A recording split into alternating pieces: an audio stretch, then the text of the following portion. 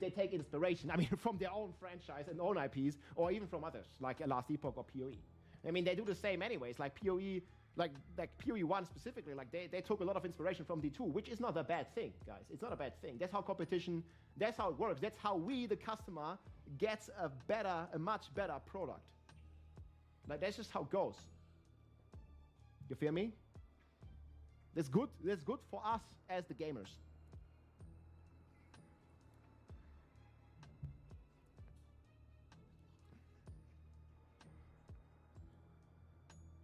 Yeah, we'll see.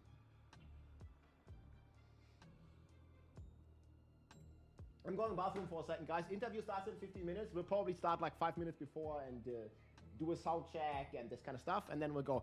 I'll be back in a minute.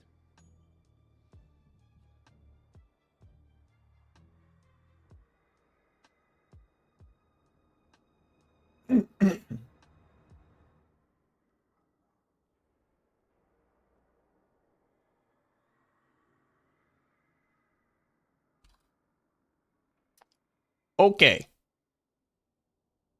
Okay. Okay.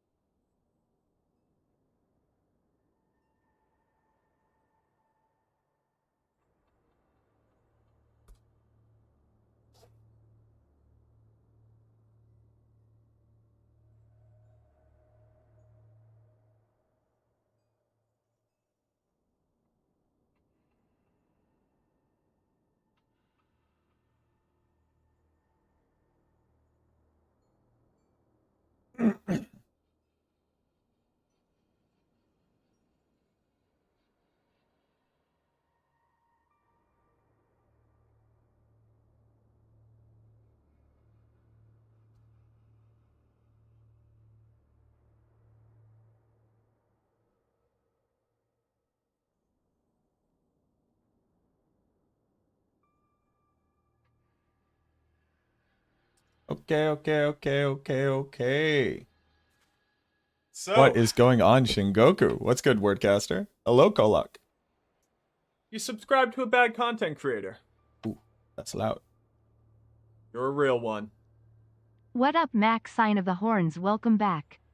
What is going on, Boo Boo? Thank you very much.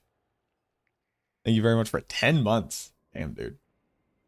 10 months is crazy. Thank you very much. Welcome on in, everybody. Sorry, I'm just posting to social media.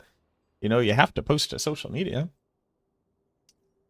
Yo, shout outs to Rob having the background now. I appreciate that. Let's go. 10 minutes left. Okay. Yeah. Having the idea is like less than 5%, man. It's all about execution, dude. And then consistency. I mean, you just like ask anyone on the idea. Alphastrike, thank you for the follow. Like to see a quality life fix for Dungeon Nightmare Dungeons to let us unlock any legendary aspect or upgrade an aspect we unlocked when we finished them. A quality of life fix. I don't think that's how I would call a quality of life fix. That's not quality of life so much. Like to see a quality of life fix for Dungeons and Nightmare Dungeons to let us unlock any legendary aspect or upgrade an aspect we unlocked when we finished them. And if they do, well then like you have so much endgame suddenly. If the Undercity is actually challenging plus rewarding. So I'm gonna mute Rob for a hot second.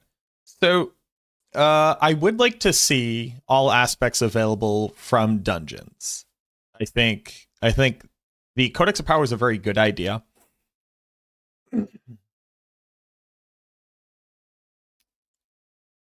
I think the Codex of Power is a very good idea, and I like aspects being available in dungeons. I also like there being aspects that are world drop only. As a concept, but I would like to see more foundationally good aspects in the dungeons that exist. because I don't feel like enough of them are. The major issue is that there's so many aspects now, which ones do you pick? The issue with when you run a dungeon, it upgrades your aspect, is that does just completely, like that's not quality of life. That's just, if I do the dungeon, I might as well just get a max power aspect of my choice. And doing a dungeon isn't a consummate challenge for that reward.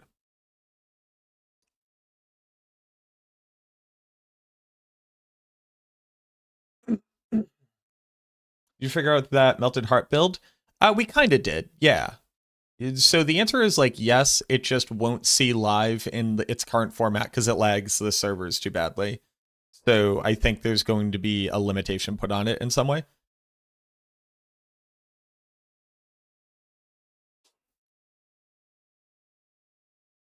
Also, I'm gonna put on mute. Well, Rob's about to have music on. It's 10 minutes. All right, we'll put on some music for 10 minutes.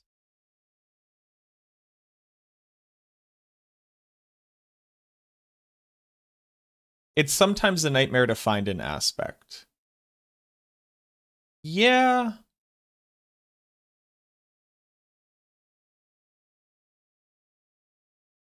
I think a lot of people's expectations for aspects have been a little weird, only because I think most people get most aspects, and then for a very long time people didn't know that there were aspects that were tied to the Infernal Hordes. So like things like Cursed Aura. Cursed Aura is a Horde aspect, or at least it was a Horde aspect. And then people were like, oh, I'm not getting my aspects, where are they? And it's just because we didn't know that they were Horde aspects.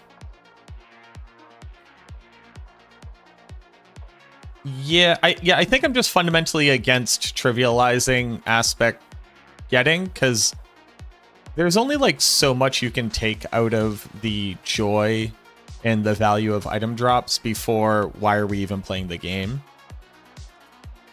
So I think I'm fundamentally opposed to it.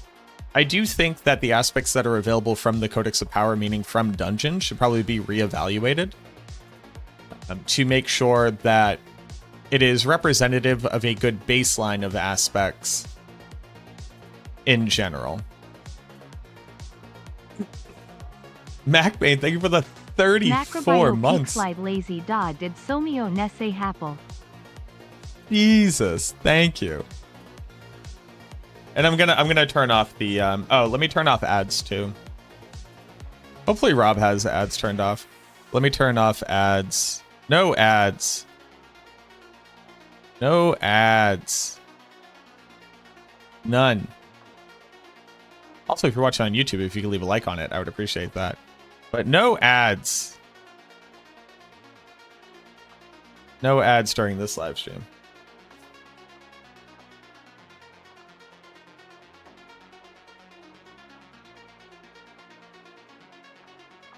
Watch Woody's vid on the Rax interview. Thoughts? I haven't watched Woody's video on Rax. I've been uploading my own video about the interview.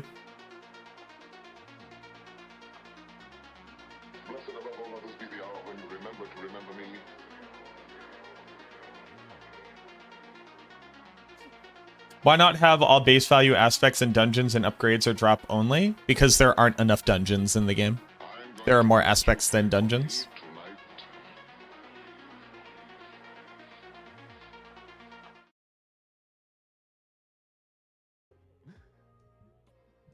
All right. Hell yeah.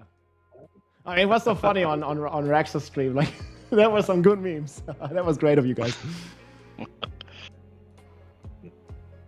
It's totally unplanned. Yeah. And just wing it. Add more dungeons? Sure. All right. Chat, does that look good already? I'm gonna like adjust the positions a bit. Drops seem so crap lately. I don't want to depend on them to get aspects. I hear you. I don't think that that's representative of the average expected weight of getting aspects, and I just truly don't think it's a problem. I think it's nice to have like a cool background here. I played fully Lilith is solo watching self-found, us. played The blessed 8 mother. builds, and had all of my aspects. It can't be easier than that, you know? All right. All right. not hey guys, equal. So can we do a quick sound check maybe? Rob, they're not equal. Yeah, hello? Can you hear me? Okay, and Zaven? Hello? Hi. Zavin. Don't worry about it. Zaven, okay, sorry. They're not equal, Rob. All right, can you hear them fine, Chad? Rob! Mandatory blurred background. No paper towel incidents. Yeah. Oh, there's so much stuff on this whiteboard. Oh, you can kind of see. Oh yeah, okay, the Honestly, spoilers, guys. Just a can, mess. people trying to like already decipher like what's written on the whiteboard and stuff. Wait for the secret finders to wonder where that poster is. I don't know. Also, just very quickly about the idea of like running a dungeon to upgrade your aspect. You'll just do the dungeon 10 times and then be done, and nobody wants to do that, actually. You guys ready? Yeah. I'm I'm gonna ready. do like a quick intro also for YouTube later and stuff, so it's gonna be nice. Cool. All right. Hey, everybody. It's Rob here. Today, we're hosting an interview with the Diablo 4 developers, Colin and Zaven. Colin, Zaven, thank you so much for taking the time and joining us today and answering some of the burning questions here from the It's community and me, of course, as well. To start, I want to focus a bit more on what's coming like in the like pretty immediate future of Diablo, like with all the stuff we have all been testing on the season 11 test server, potential learnings and changes we can possibly expect from the PTR. And then like towards the end, I want to talk a bit more like long-term plans for the future of the franchise and of Diablo 4. Sounds great. Thanks for having us. All right, so I'm jumping right in here. We have about 1 hour time, and like, just feel free to like. I mean, I have a ton of questions. Like, if we can go longer, that'd be great. But if not, don't worry about it. It's all good. So I want to start like right with. Sorry. We'll try to be efficient with the answers. Hell yeah. Okay, I like that, man. That's one of my favorite words in gaming. Efficient. All right. So starting with the leveling experience. So right now. Running the campaign, especially on the PTR and also in the live game to a degree, seems to be like one of the most efficient ways and most rewarding parts just for leveling up your character. Now, I like that the campaign is like good and rewarding, but is it by design that this is like potentially like the best way to level up, even in comparison to, you know, like going into like higher difficulty and leveling up there? I'll say like we don't necessarily like the disparity between the campaign and the rest of the game right now, but we also don't want to just like take it away from the campaign and not give other vectors to create like a satisfying and, you know, sort of lucrative experience while you're leveling. So I'll try and be efficient. Like I think right now when we look at the leveling curve, we feel like the early 1 to 20 levels just feel a little bit too fast. You're leveling constantly, like every 10 seconds, and we just feel like that sort of cheapens the overall experience of, the sort of zero to hero power fantasy that Diablo is known for. So we kind of want to like slow that down, but then take all that time that we've sort of taken away and put it into, the sort of 50 to 60, or take it out of the 50 to 60, I should say. So overall, the same exact leveling time to level, but we just want to slow down the beginning part a little bit. Now, that's not exactly what you asked. But the sort of campaign stuff is something that we're taking a look at. We also want to like reward quest XP from certain quests a little bit more through the difficulty tiers, right? That'll help level up Nightmare Dungeons and Whispers and that sort of thing. So that is something we're looking into and we want to add to the game. And we think that'll sort of encourage you to play on hard and expert, right? If a Whisper turn in, or, the individual Whispers or Nightmare Dungeon completion scale off of difficulty XP gained. And we think that'll like sort of create more of a competitive space between the campaign and the rest of the game. And then one more note is that we're also looking at the season's journey as like kind of the replacement for the campaign. If you don't want to play the campaign, I think the season's journey is like a good place to earn skill points and things like that. And I think right now one of the things that's sort of missing from that is some XP hits. So those are some of the things we're looking at. Yeah, I really like that answer, in particular, like making higher difficulty more rewarding, because like this is not only a problem I feel oftentimes in the leveling, but also in the end game where you're not really getting like a crazy amount of rewards if you challenge your character. So if you can do something like in that direction, like what you mentioned, and like going more into like making when you actually like really challenge a character to make it more rewarding. Because I also noticed this, for example, like fighting Duriel and like his horse of maggots in the Helltide, like the new thing in season 11, like that felt awesome. But it was also the same for those like maggots that you can kill with the divine gift. They give XP globes, but those globes, like they give the same XP, whether you did them on normal or on hard or even on expert or something, right? So is that also something that you might want to look at, because it's just like wasn't rewarding if you were challenging yourself in a harder difficulty. Yeah, it's definitely something we're looking into. I will say there was like a bug where all the maggots were dropping XP globes also, which was creating kind of a crazy, insane leveling curve. Yeah, there's specific maggots, the Duriel maggots, and they have lots of XP globes in them because, they're Duriel maggots. So that's something we're fixing. We're also looking to make sure to compensate the overall curve and difficulty for it. Okay, that's cool. I mean, I gotta say, like, leveling felt great. I was like initially worried because we didn't have any skill points to begin with, but I think you guys like tuned it already pretty well. And then if like the harder difficulties get a bit more rewarding, that's gonna be great. I think we forgot it in the patch notes, so I'll just say it here and then we'll make sure it's in the patch notes. We actually did a pretty big baseline monster health and damage change. So in no way, shape, or form was this like, oh, we're gonna slow down the game and we want you to play longer. It's more like, if we're not going to give you 15 skill points to start, we should probably rebalance the base monster health and damage, which we did. And we want those skill points and Paragon points that you earn from the season's journey to feel like actual rewards, right? Like if we just took them out and didn't touch monster base health and damage, then you would just feel like you're treading water, getting back to the point where you were in the previous season.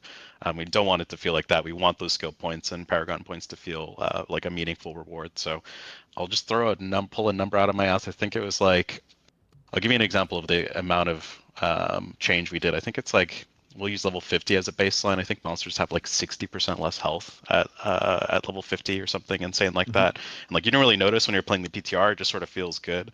But those were the changes that we've made, and we're dialing in for season 11 launch as well.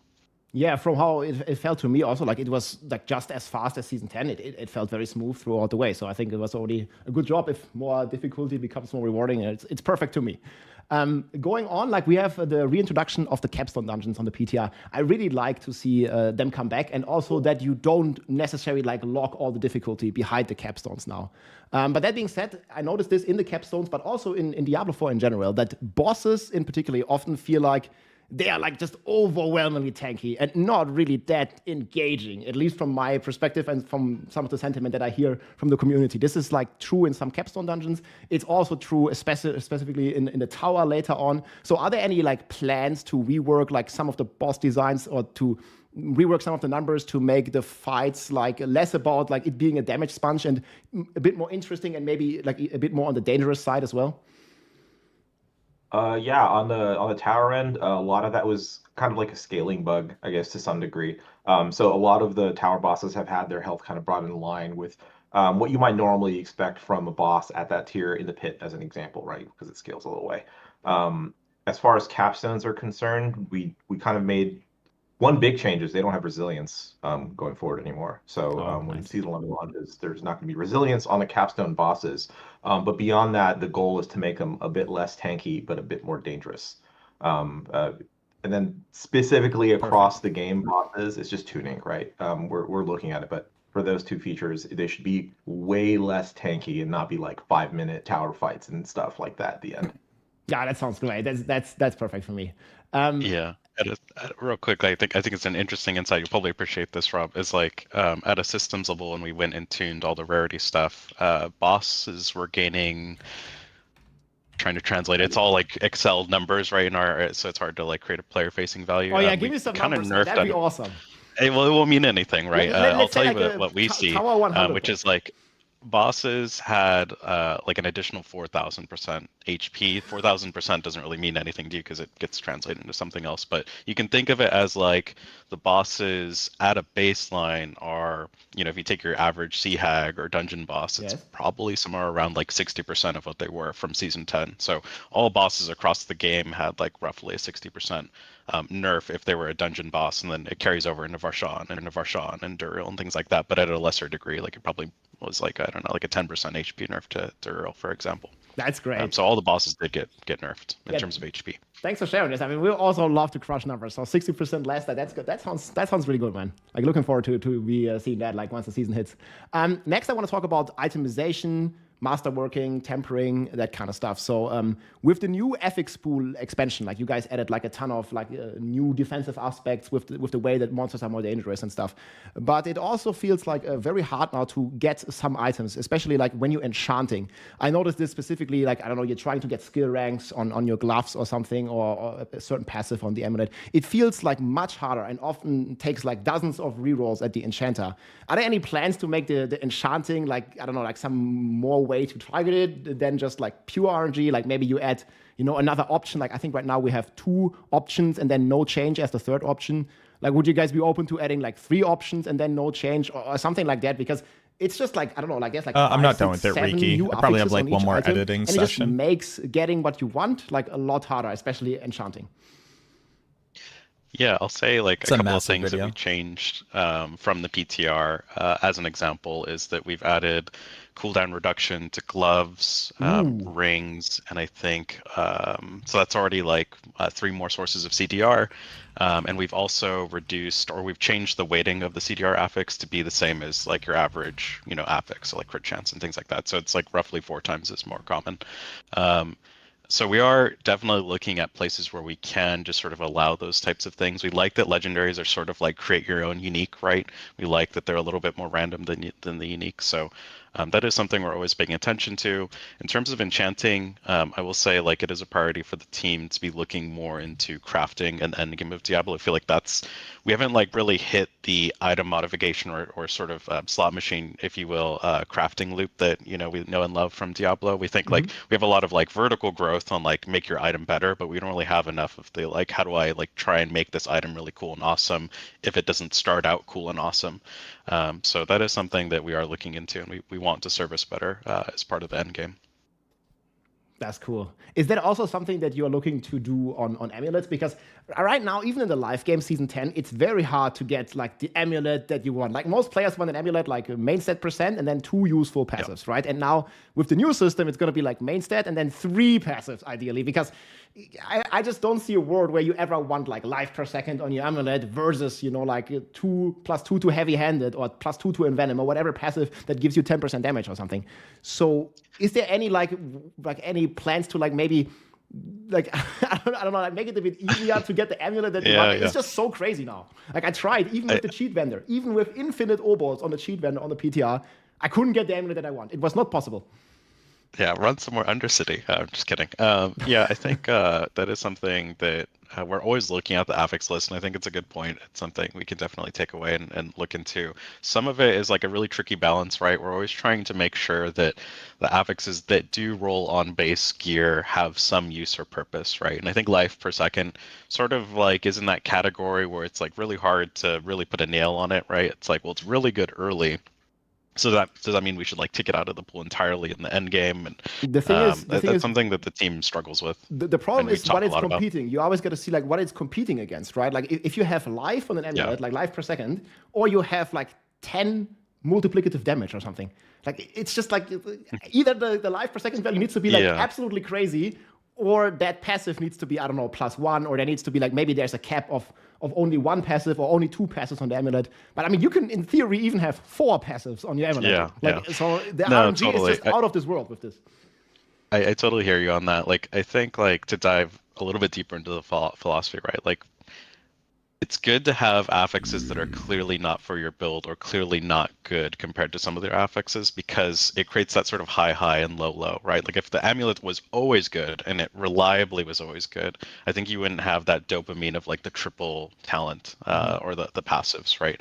So it's something that we're really careful about on not trimming out too much. You know, if anything, we've heard a lot of feedback on this for like masterworking and tempering, where we've taken out some of the highs and lows, and people are like, oh, it kind of feels flat now. And it's like, yeah, that's what happens when we sort of streamline this and we bring in the highs and lows. So to give a real clear answer, I think like it's one of those things that we'll take away and look at it. I think like we do like the dopamine jackpot of multiple passives, but it's probably too much right now. It's probably too RNG. It's probably too 1 in a trillion, right? So I think that's something we can like slowly chip away and dial in, but it's not something that like we'll sledgehammer and say, okay, all the talents are now, or the passives, sorry, are now like 100% weighted, and everyone has amulets and everyone's running around with a ton of passives. Okay, awesome. Yeah, and then one more question about the itemization part about that is we have a lot of cool affixes now. Like I like that we have like attack speed on weapon and this kind of stuff. But sometimes, especially in my chat and to newer players, this can lead to a lot of confusion because we have this like two different attack speed caps. We have like category 1, category 2, and then they get attack speed on the weapon, but maybe it doesn't even give anything to them because they're already at the cap and stuff.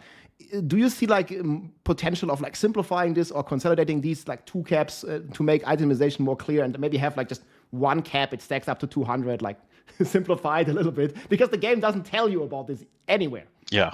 Yeah, absolutely. It's something we don't like, and we're working on making better. So nothing to share right now, but it's on our radar, and it's something that we are going to make better. As a philosophy thing, you know, I kind of hate caps also. So I think as a team, we don't really like caps. It's Diablo, right? It's caps to the fun, man. I keep saying that. I know, it does cap to the fun. So that is something that we're looking at for attack speed and things like that.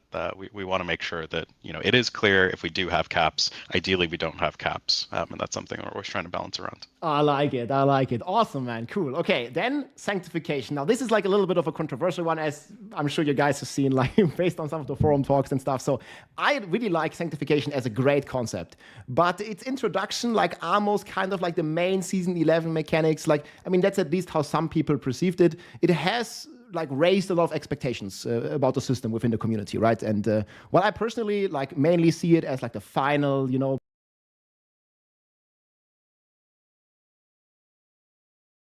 Hello?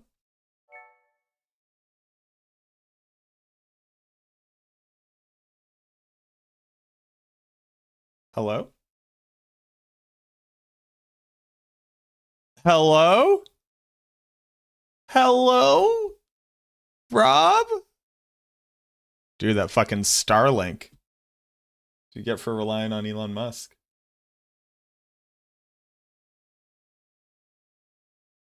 Imagine having worse internet than me. That's powerful.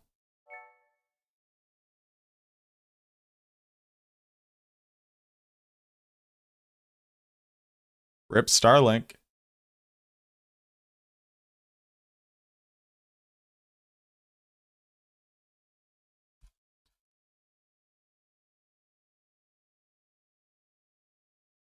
And I was asking, did you hear about sanctification? Caps on the internet. I'll start over at sanctification. Like caps was down, go ahead. I think. Yeah. Okay, we're back, guys. Sorry about that. Okay, so I'm going to start again on sanctification. Sorry about that. We're back now, guys. You might need to F5. So sanctification baseline is a great concept, but its introduction, almost like a like a main season 11 mechanic, seems to have raised certain expectations within some parts of the community. Like while I personally see it mainly as like a final gamba step, you know, as an option to fix like extra gear and make it even better. And many players, like, they don't see it as optional, but rather mandatory, you know, to sanctify their gear. And then obviously they have like a chance of breaking it, like at the end of the progression, like curve of the item, right? So how would you respond to that perception? And what is the original like intent behind this like sanctification system? Yeah, I'll start with the original intent, which is it totally is supposed to be this sort of final Gamba moment, right? Like you're going to get a bunch of swords that are sort of similar, and maybe you have like two GA, you have two swords that have two GAs. And you're like, well, I really want potentially to get the other one to be better, right? So we like that you can slam it, and it potentially sometimes makes it better than the current one you have equipped. So we think that's like really healthy for the item game because it means you're always excited about getting new items to try this final step on it. So that's the intention. I think you're totally right. Putting it in the seasonal sort of front and center space, there's a lot of expectations that it's going to feel very powerful. It's always going to be really good because we've sort of created that precedent with seasonal powers and things like that. So we do think we sort of were a little bit too conservative. Internet. We were trying to tune it for more of like an eternal approach because we want something like this in the game. And that's why I was a little bit more conservative. And we've heard a lot of feedback that it doesn't feel as exciting as like a new seasonal mechanic. So that's something that we're looking at to make better and make it more exciting for season 11.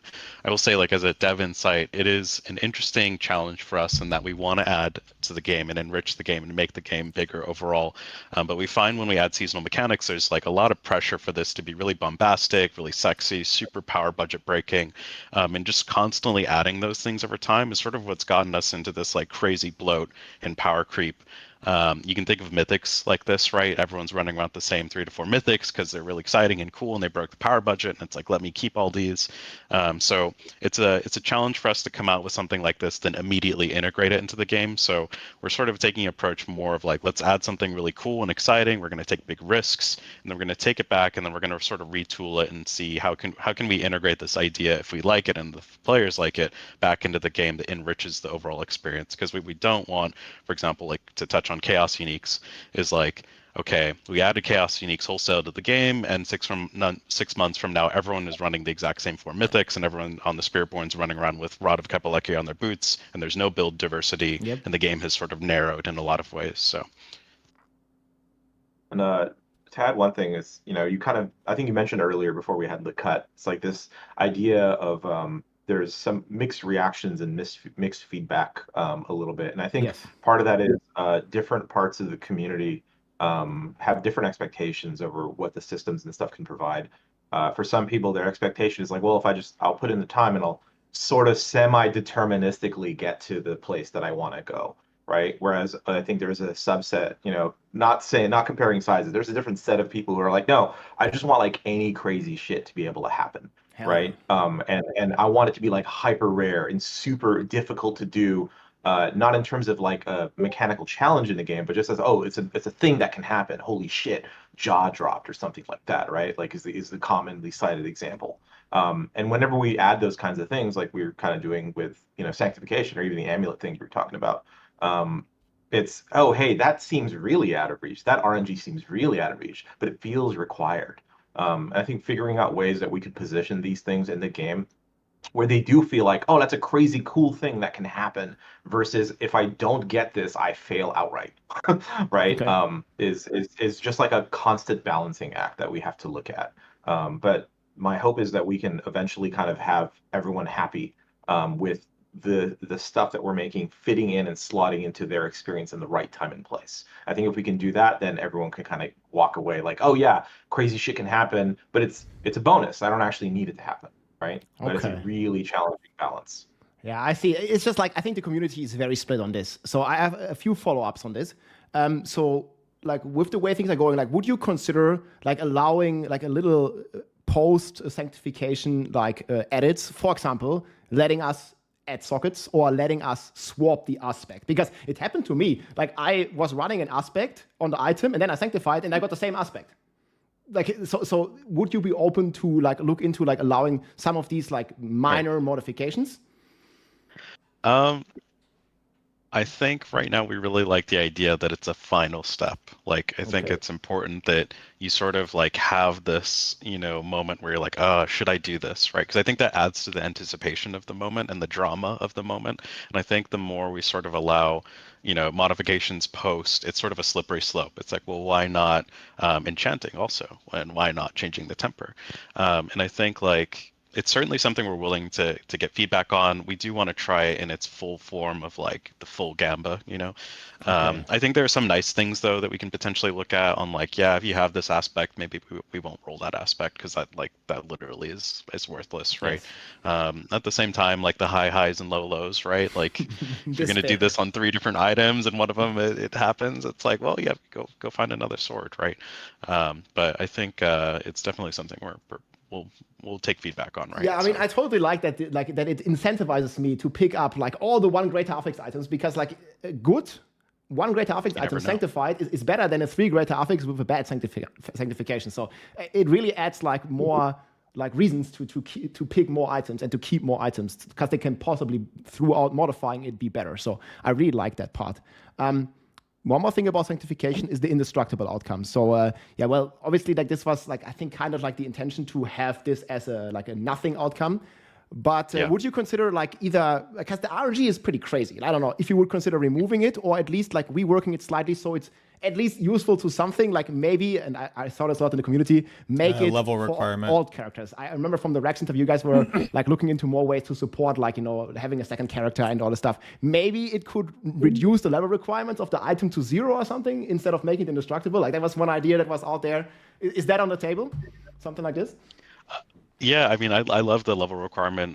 We love the alting. I think probably for season 11, that's probably not something we're going to be able to do. But to touch on like the indestructible, yes, we are looking at essentially removing that outcome and giving you something as a bonus in return. And I think again, it's in the You spirit said of like removing or moving? What do you say? remove it. Like indestructible Yes. won't be an outcome. Yeah. Nice. So Okay, yeah. that's a big W. I But think. yeah, I think it's something that, like, again, to be super clear, I think the sort of perspective we're taking on it is like, okay, it is a seasonal power thing. We're going to go crazy with it. It's probably going to be very generous, right? I think if we ever bring it back as a Gamba step, I think it does need to be a lot more conservative, right? To hit that like sweet balance of it's a bonus and it's something I'm really only looking to do on duplicate items. I think the median outcome has to be pretty close to like the top end outcome, or it starts to feel mandatory. And I'll give you an example. I think tempering suffered from this, right? When tempering recipes was a 1 in 5, and one of those was double projectiles for the core skill you were using, it just felt infinitely bad to get the core skill you weren't using. And that median is just far and away so far removed from the top end outcome that, I just don't think that's, it creates a really unfun experience, right? So really to repeat myself, and I apologize, like I think like the eternal version, if we end up bringing it back, like if players really enjoy it, I think we're probably going to squish those bounds a little bit so the top end outcome isn't just wildly better than the median outcome. So we're going to remove the indestructible. The other thing we're also doing is looking at essentially tying more of the rarity of the item to the craziness, crazy bad outcomes. So as an example, probably going to make it so that rares sometimes have crazy bad outcomes, right? It's like you're going to get a bunch of rares. We're not super worried about that.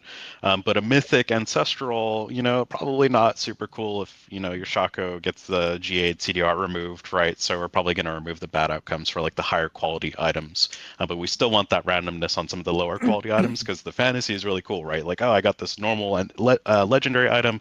What if I could make it super fucking awesome? And now it's like an ancestral with like, I don't know, like a mythic aspect on it.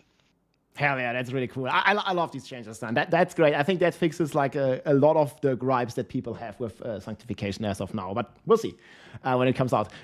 Next topic I want to cover here is toughness, attack power, and just like the stat changes that you guys did. So I was very happy because I'm coming from D3. It's you guys know, like I love D3, and I feel great to get the toughness like returning from Diablo 3.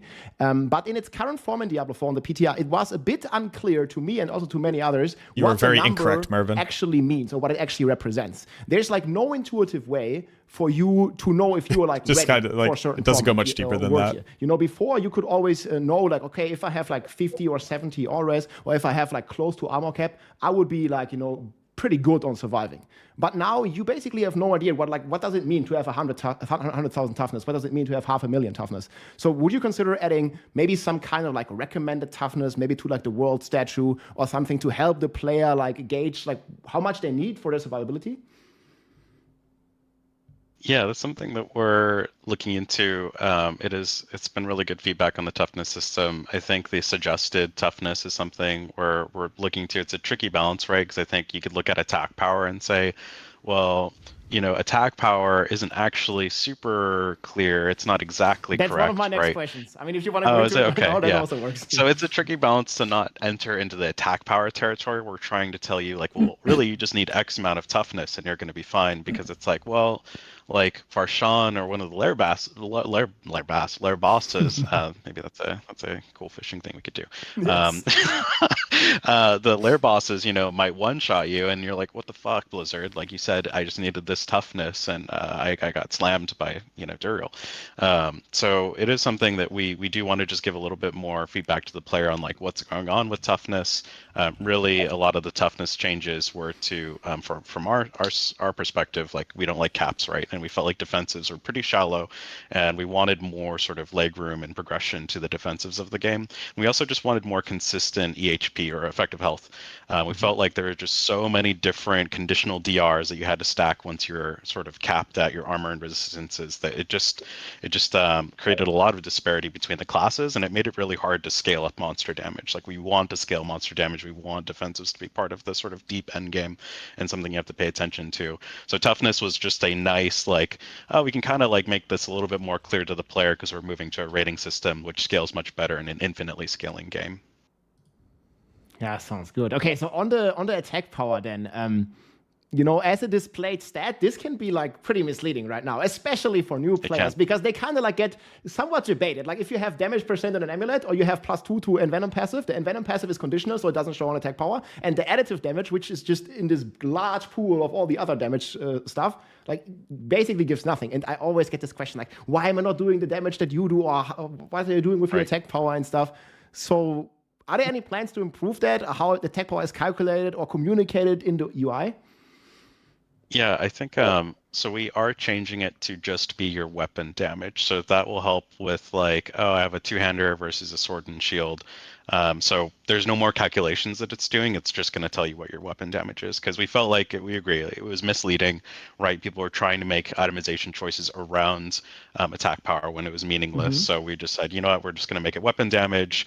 Weapon damage is really important, right? So you always want higher weapon damage. That is for sure accurate, and that's the change that we're going to be. I mean, unless you're playing something like Thorns, but that's very like niche. I mean, that's another like that's great. That sounds good. Like it's just very hard to explain this over and over again. So very cool to see like the UI and the tooltips represent that. That's very cool. I want to talk about like with the toughness changes again, like in end game setups, especially in season 11, like certain builds like with Melted Heart and like some of the Spiritborn evade builds with like a bunch of barrier. I think it was crazy for toughness. Like it felt like I was already like in the ultra end game, like already close to immortal again, even with having like very dangerous monsters.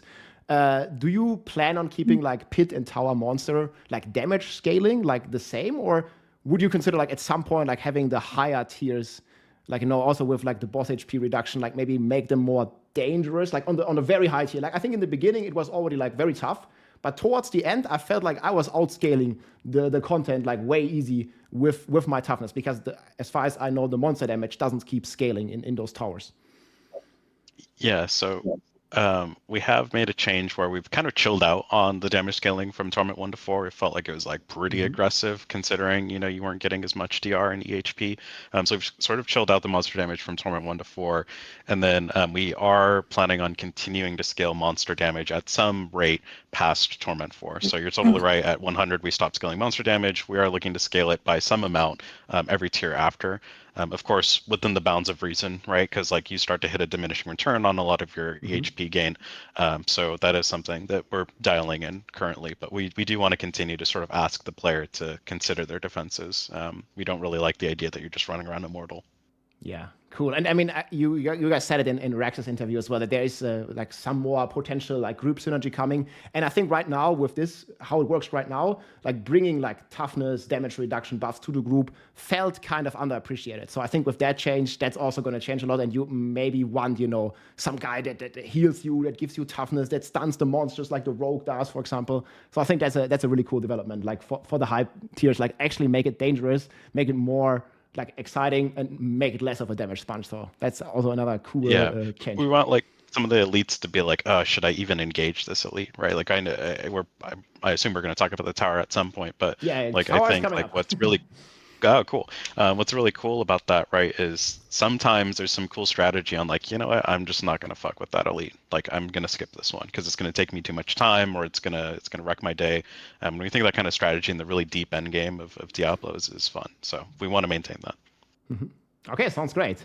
Yeah, I think it's good to move on to. I want to do the pit first and then the tower after that. So in the pits, you guys added Belial and with the eyes and stuff. I think it's a great addition baseline. Like they keep the pace up and they really help to prevent like these monster shortages, because sometimes in the live game, I mean, I guess many of you listening here know this, like sometimes you just run out of monsters to kill, and that never feels good in a pit or in any ARPG, because you just don't have enough progress to spawn the boss and you have to backtrack or something. So by clicking the eyes, I think it's really cool on higher tiers and stuff that you can like get extra progress. But I heard a lot of frustration from controller players, but also for myself. Sometimes there's like, when you're doing like a high tower tier, like there's like some monsters like right on the eyes and you can't click them, and it's a whole fuss on a controller. It can be very frustrating. So would you consider like making them maybe like auto activate, or like any other way of triggering them when you like walk near them or something like that?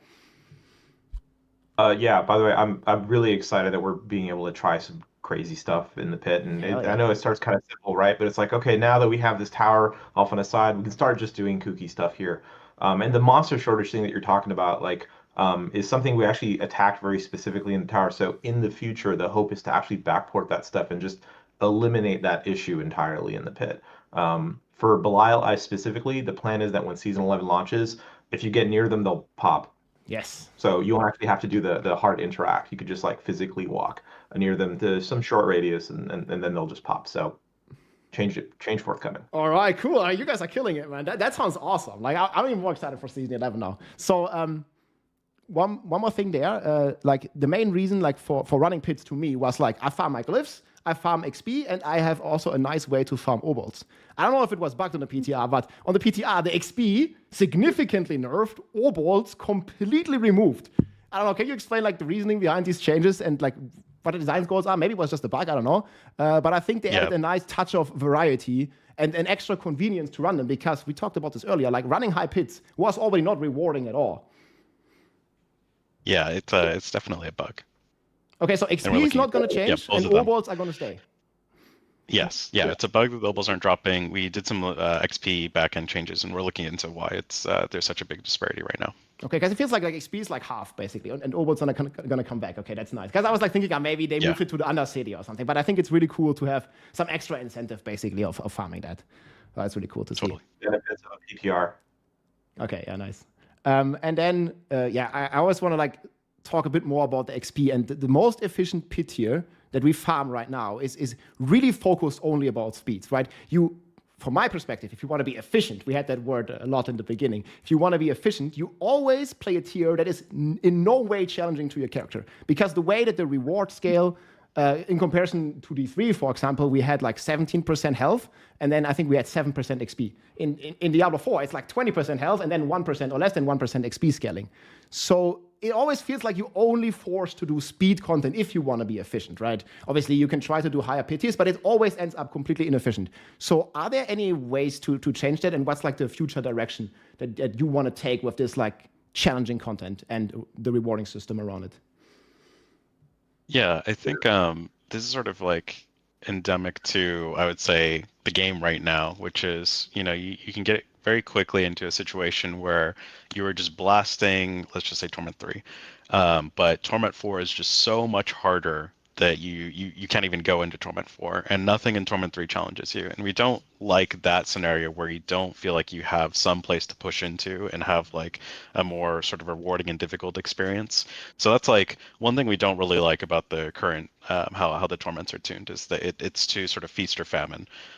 So that is something we're looking into. We want to add some more torments to sort of smooth out that journey, because we think it feels much better when you feel like you have a place to fall back to just sort of turn your brain off and blast and farm. We love that. We don't want to like take that away or make that feel like it's an ineffective way to play the game. Mm-hmm. At the same time, we don't like that there isn't like that next sort of mountain to climb, where you can challenge yourself and play in a difficulty where you can actually sort of get by and you feel rewarded for it.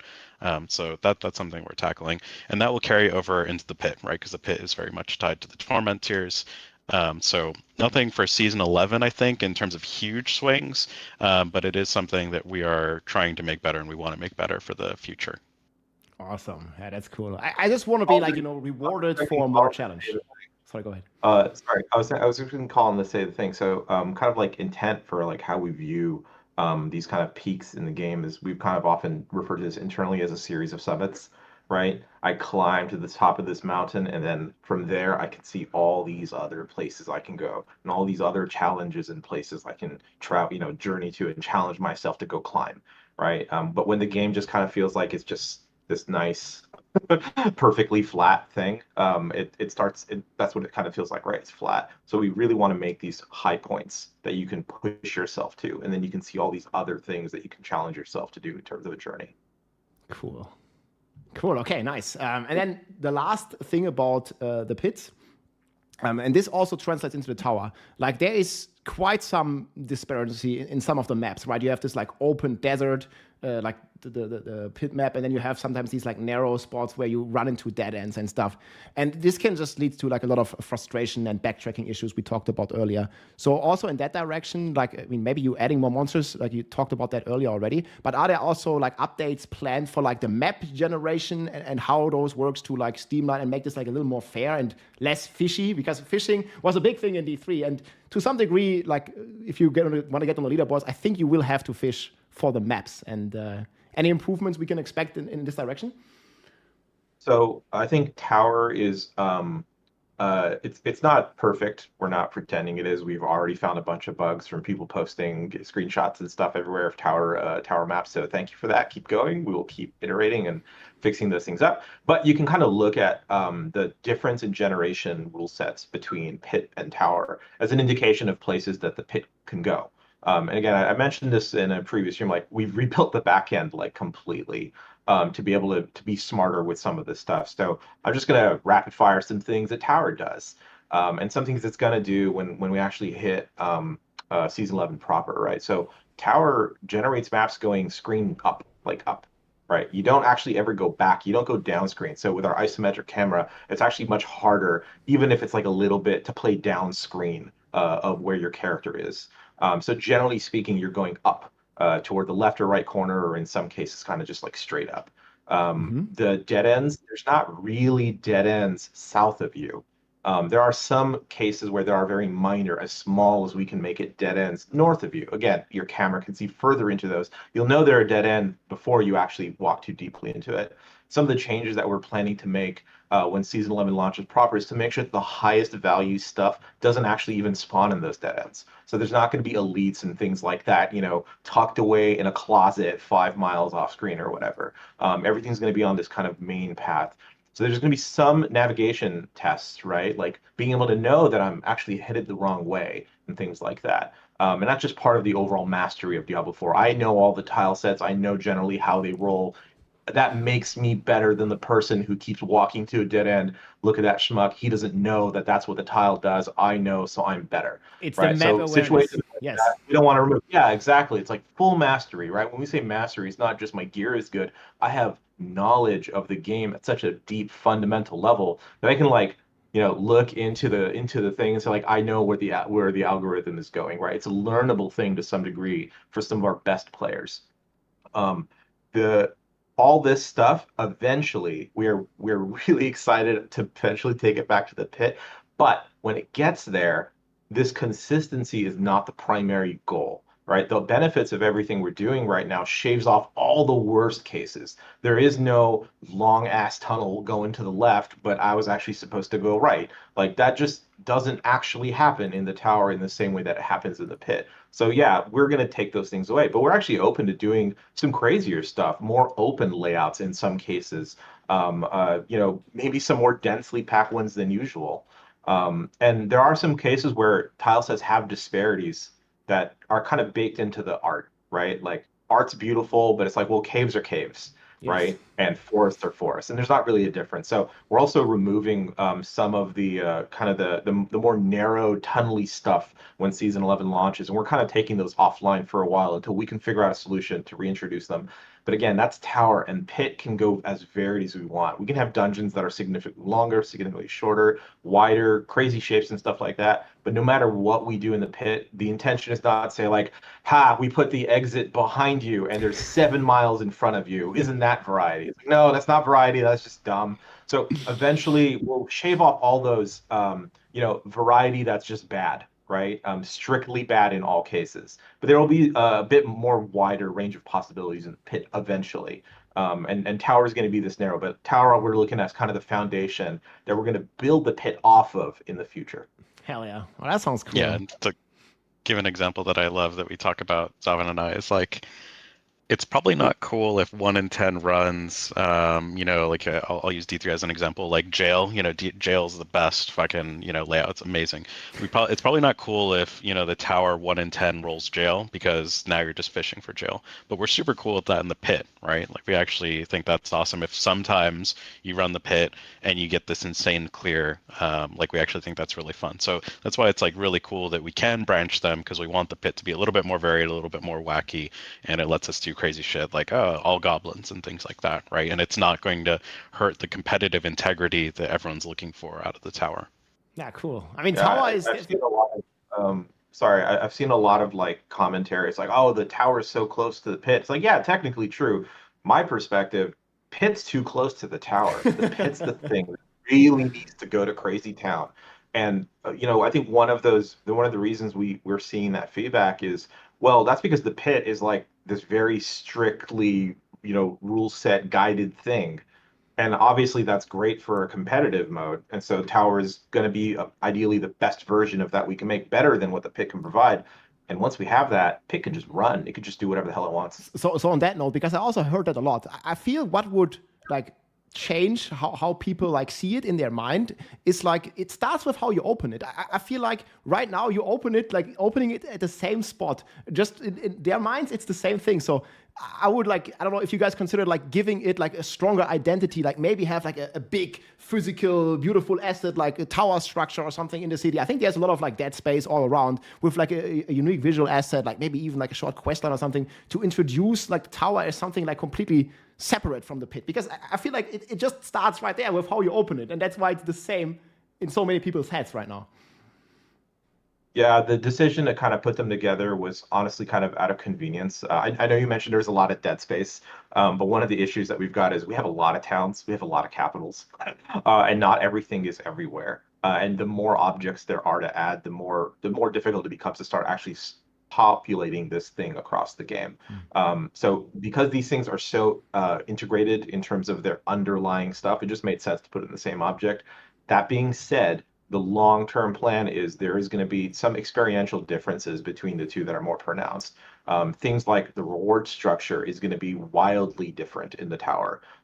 There's going to be, eventually we'll have some more flavorful stuff, not mechanical stuff, just like fun stuff that can happen in the tower as well. So over time, they will diverge a bit, but keeping in the obelisk just lets us make this a very portable thing. Because something else that we're looking at is saying, well, what can we do to try to make it that you're not just like trapped in Karagar forever? Right? Like maybe you can go somewhere else and do some of these things. And so kind of condensing the number of interaction points lets us be more flexible about that in the future. Yeah, I mean, it's cool that we can like test all the tower stuff like right now. It's just like, so many people, they're gonna like see this as the first time, and that's how they're gonna like feel about it, right? Like if they see it for the first time, and right now, the way I understand it, there's not gonna be any rewards for the tower when it launches in season, when the beta of the tower launches in season 11. And I think one of the biggest problems is also there's not gonna be, as far as I understand, there's not gonna be an inspect feature. And I think this is like also going to be a big frustrating point for a lot of players. So can you like maybe share a little bit if this is this a feature that is prioritized like early post the launch, or also like when do you guys think roughly like these rewards are going to come in? Because like for like a total casual player that doesn't really care much about the leaderboard, like he just hears about this like new tower endgame, and then like why would he go do it? Yeah, I'm gonna just answer this in reverse order, but I'm going to say everything I'm going to talk about is not in season 11. Yes. It is long-term plans. Some are shorter than others, right? But it's something that we know we're going to be developing tower for a while. It's not going to happen in one seasonal cycle. So in terms of inspect, so the game has a profile. You can set that profile to private. I'm saying this because separate to that, the intention is you can view builds on the tower. So your profile setting private has no bearing on people's ability to see the build that you ran. So long term, no secret builds on the leaderboard. Everyone can look at it. No hiding. You're going to operate in daylight, right? Everyone can see what you did. Right, and we think this is really important to kind of preserve some of the integrity of the tower, but also just I think something that makes Diablo really special is this constant like communication about what's the right thing and being able to see what other people do and things like that. And we don't want to erode that with the tower, right? We actually want to celebrate it. We want to put a big spotlight on it, like holy shit, that guy got first. What did he do, right? And then can I do the same thing better? Maybe I see the build, I just don't know how to do it. What is he actually executing in terms of commands? What's his skill and things like that? And like I said, there's a whole other information layer that we are anticipating and expecting and building towards, where it's like, you can copy my build, but I know literally every square inch of the game better than you. So it doesn't really matter if you copy my build. So in terms of skill expression, we're just looking at it as one more facet, but not something that we have to like protect. So build viewer. Other thing you mentioned is rewards. So I'm going to talk about this conceptually as two things. One is tower rewards and what is leaderboard rewards. So tower rewards are not aimed at people in terms of their competition with other people. It's more about your competition with yourself. So the idea is, and right now we're thinking this is like it'll be reset, right? So a new season starts eventually when this is, and we'll clear the board. Is to create kind of a pseudo reputation system for the tower exclusively, that the reward rank is tied to your ability to clear certain difficulty tiers. So as an example, there's a reward at tier 1 completion, and there's a reward at 5, and then 10, and goes all the way to 150. And this would be stuffed with functional rewards, gear, currencies and things like that, but also transmogs in some cases. So this is like the really big, I don't care about the social aspect. I don't care about being number one. I just want a really good way to push myself and incentivize myself to push further and further up the tower, further and further up the difficulty tiers. And that's something that's going to be exclusive for the tower rewards, right? That's tower. Leaderboard rewards. So we've talked kind of about this like cyclical approach where every, N amount of time we reset the leaderboard and then people have to go and vie for first place again. So we're still talking about what that duration is going to be. There is no like final call. There's probably going to be mention about like a 1 week cycle or a 2 week cycle or whatever. We're going to listen to the community. If people have thoughts, please post them. Please talk about it. We read all this stuff. But whenever a cycle ends, the idea is that we look at the top some amount of people. I'm saying some amount because, it's a top 10, top 100, top 1,000, I don't know, across all the leaderboards, right? All the class leaderboards, 2-player, 3-player, 4-player, and then a hardcore version of all of those, right?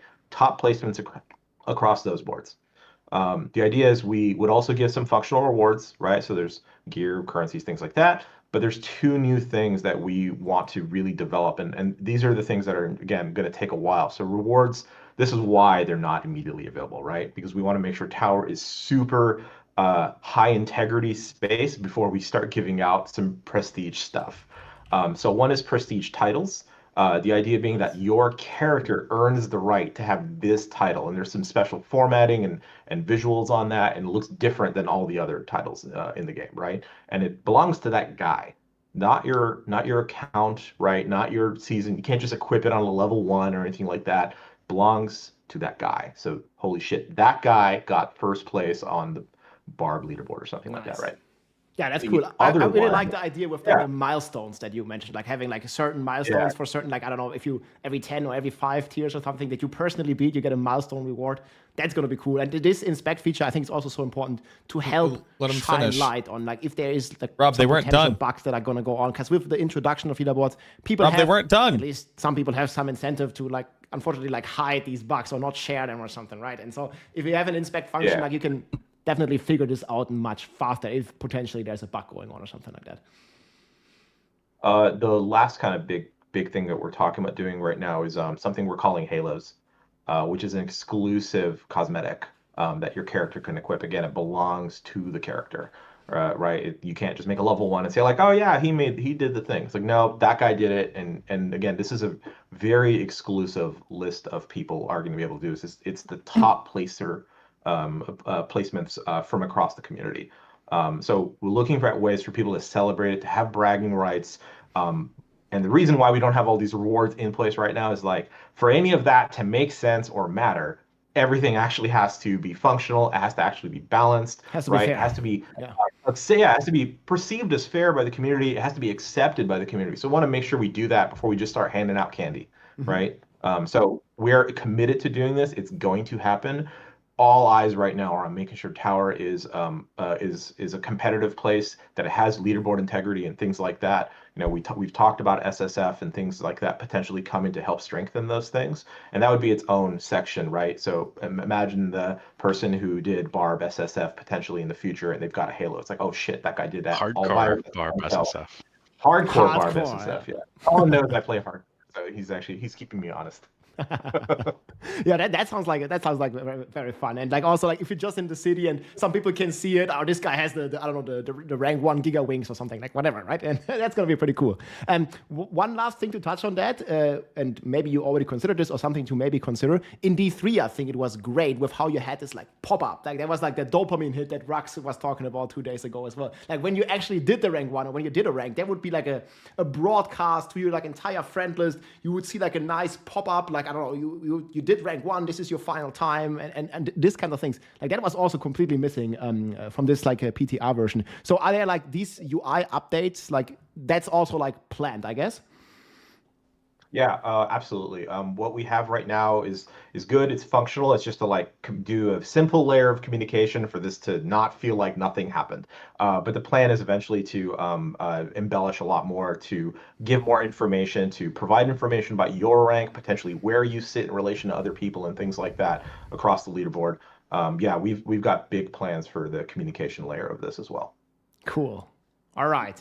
So the next big last topic I have on the season 11 stuff is like class balance and how you guys approach it. So with season 11, obviously, like the power level has been extremely high with some crazy power creep. And now in season 11, like that seems to go like a bit more down to earth, right? We don't necessarily need builds to hit for like 2 quadrillion damage and all this stuff. However, there is a valid concern I feel in the community about the class balance. Like right now we have so many like builds in S tier. I think in my tier list we have like 16, 17 like S tier builds that are all like crazy good in season 10.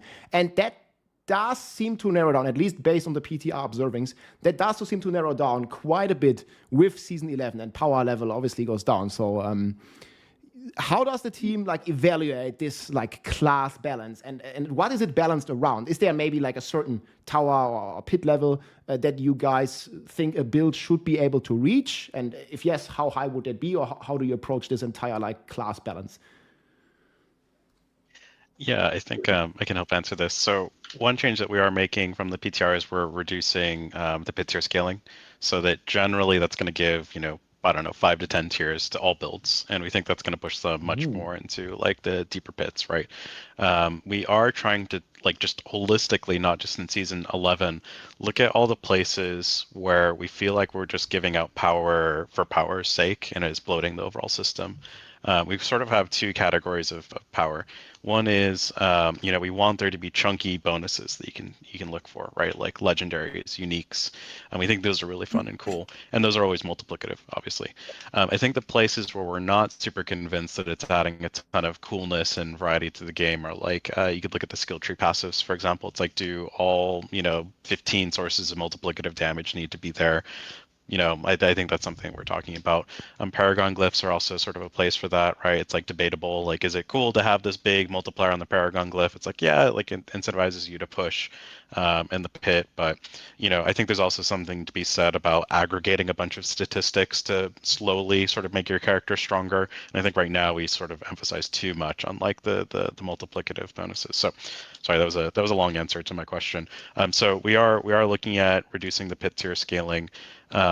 As far as like what do we consider viable, I think like generally what we've been thinking about is like we've noticed that a lot of players sort of anchor around like maxing out their glyphs, and I think we've been pushing a little bit closer to like, okay, S tier means that everyone can sort of max out their glyphs in the pit. So that's why we're giving sort of everyone 5 to 10 pit tiers.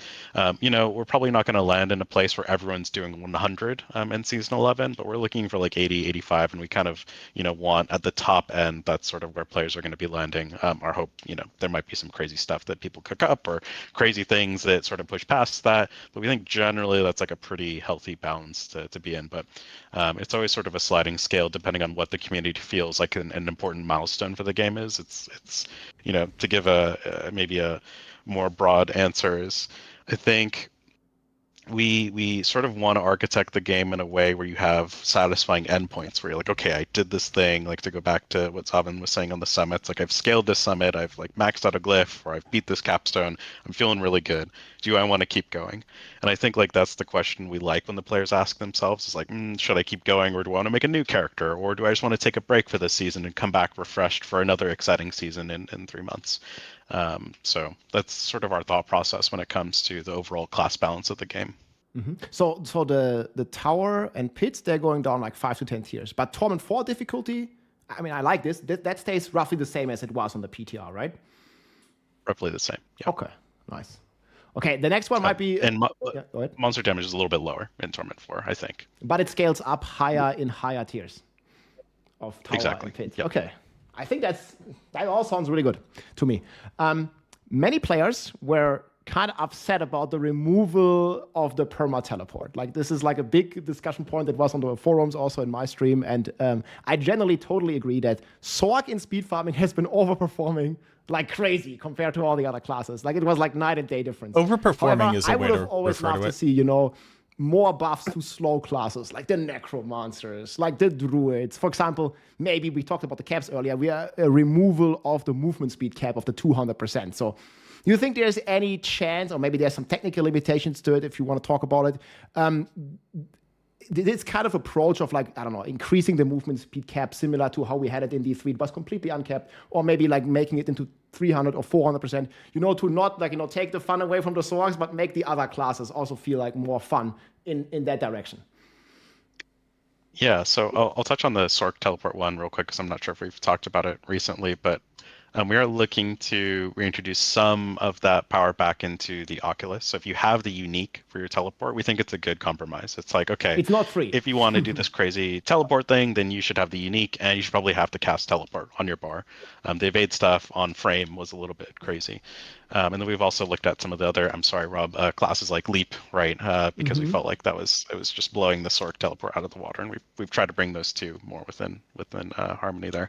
Okay. I think as far as like the movement speed caps, I think it's a symptom of, you know, when you're to go back to that like idea that so much of the game sort of right now revolves around speed because you hit a point where the only way to become more efficient is to go faster.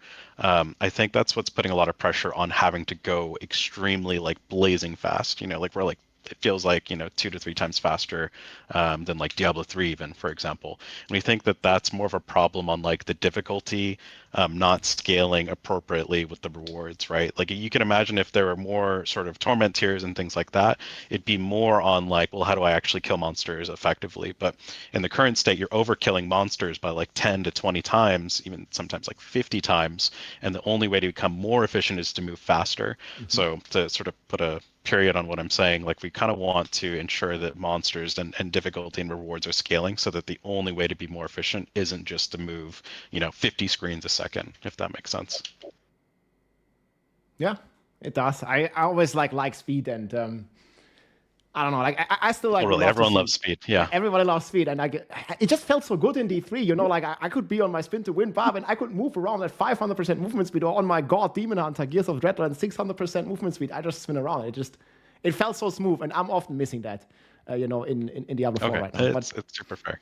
Yeah. Quick time check. So we have like about 5 more minutes. I have like 2 more questions about class balance, and then some rapid fire questions about like what we might see in the longer future. Does that sound good? Are you guys good with that? Yeah, sounds good to me. All right. On the PTR, in terms of like class balance and stuff, there was a lot of hype and a lot of cool things like about the mythic rework from the Melted Heart of Selig. Players loved to see like iconic build returns. Like I personally really love to play the Hoda Whirlwind Barb. Like this Barb we played in the popular season 2. I really had a blast with this. And obviously there's been a lot of discussions about like potentially like capping all of this. We talked a lot about caps and how I don't like them personally. So I'm not a fan of these hard caps, but those builds, especially Hoda Barb, that was clearly overperforming. So what's your approach to these? It was not only on the Barb, right? We also had a Druid that was uncapped, a Necromancer that was uncapped. So how do you plan on like balancing these outliers without, you know, kind of limiting the creativity and uniqueness of these like, you know, high resource, like main stat stacker kind of builds? Yeah, I mean, I think this is very similar to, you know, on the PTR and in seasons, we want to try insane things, right? And like part of what makes a really insane Diablo sometimes is like staring into the abyss on like, oh God, if we mess up the tuning, the entire game breaks, right? And the players love that, right? Like they're super eager to see us try and break the game, and they're also very eager to break the game. So, you know, that's why we're trying these types of things. The Mythic Unique, you know, why not do something crazy?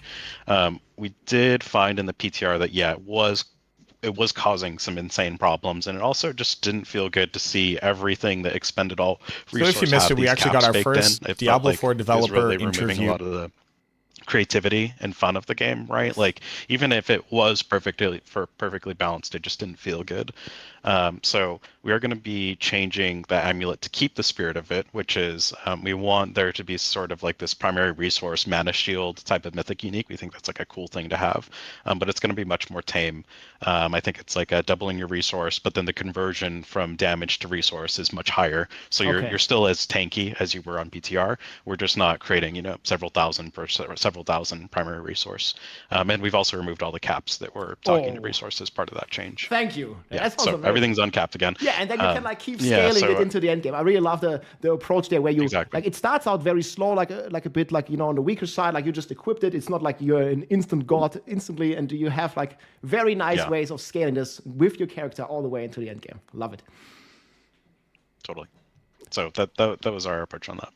Cool. Last question for class balance is about snapshotting. This has been like a major topic for a long time already, especially with certain like buff dependent builds, like the Cataclysm setup, like with this Melted Heart re-emerged on the PTR, and you have to like snapshot the overpower and the passives and do like a very specific skill rotation. I always feel like many players like dislike this entire playstyle where it like fully revolves around the snapshotting, else you do like ZDPS. So in the past, it was like kind of like the stance that this is intended on the Cataclysm Druid, if I understood this right. So how do you approach like balancing like these kind of interactions, like keeping them interesting, but without making this like snapshotting like feel mandatory? Yeah, that's a great question. Like, as a team, we really don't like the snapshotting of like swapping out gear, then, you know, casting something. And we also don't like when the snapshotting revolves around like luck of the draw, like overpower feels like this, right? It's like if I didn't overpower this run, then the run is fucked. And we don't like that.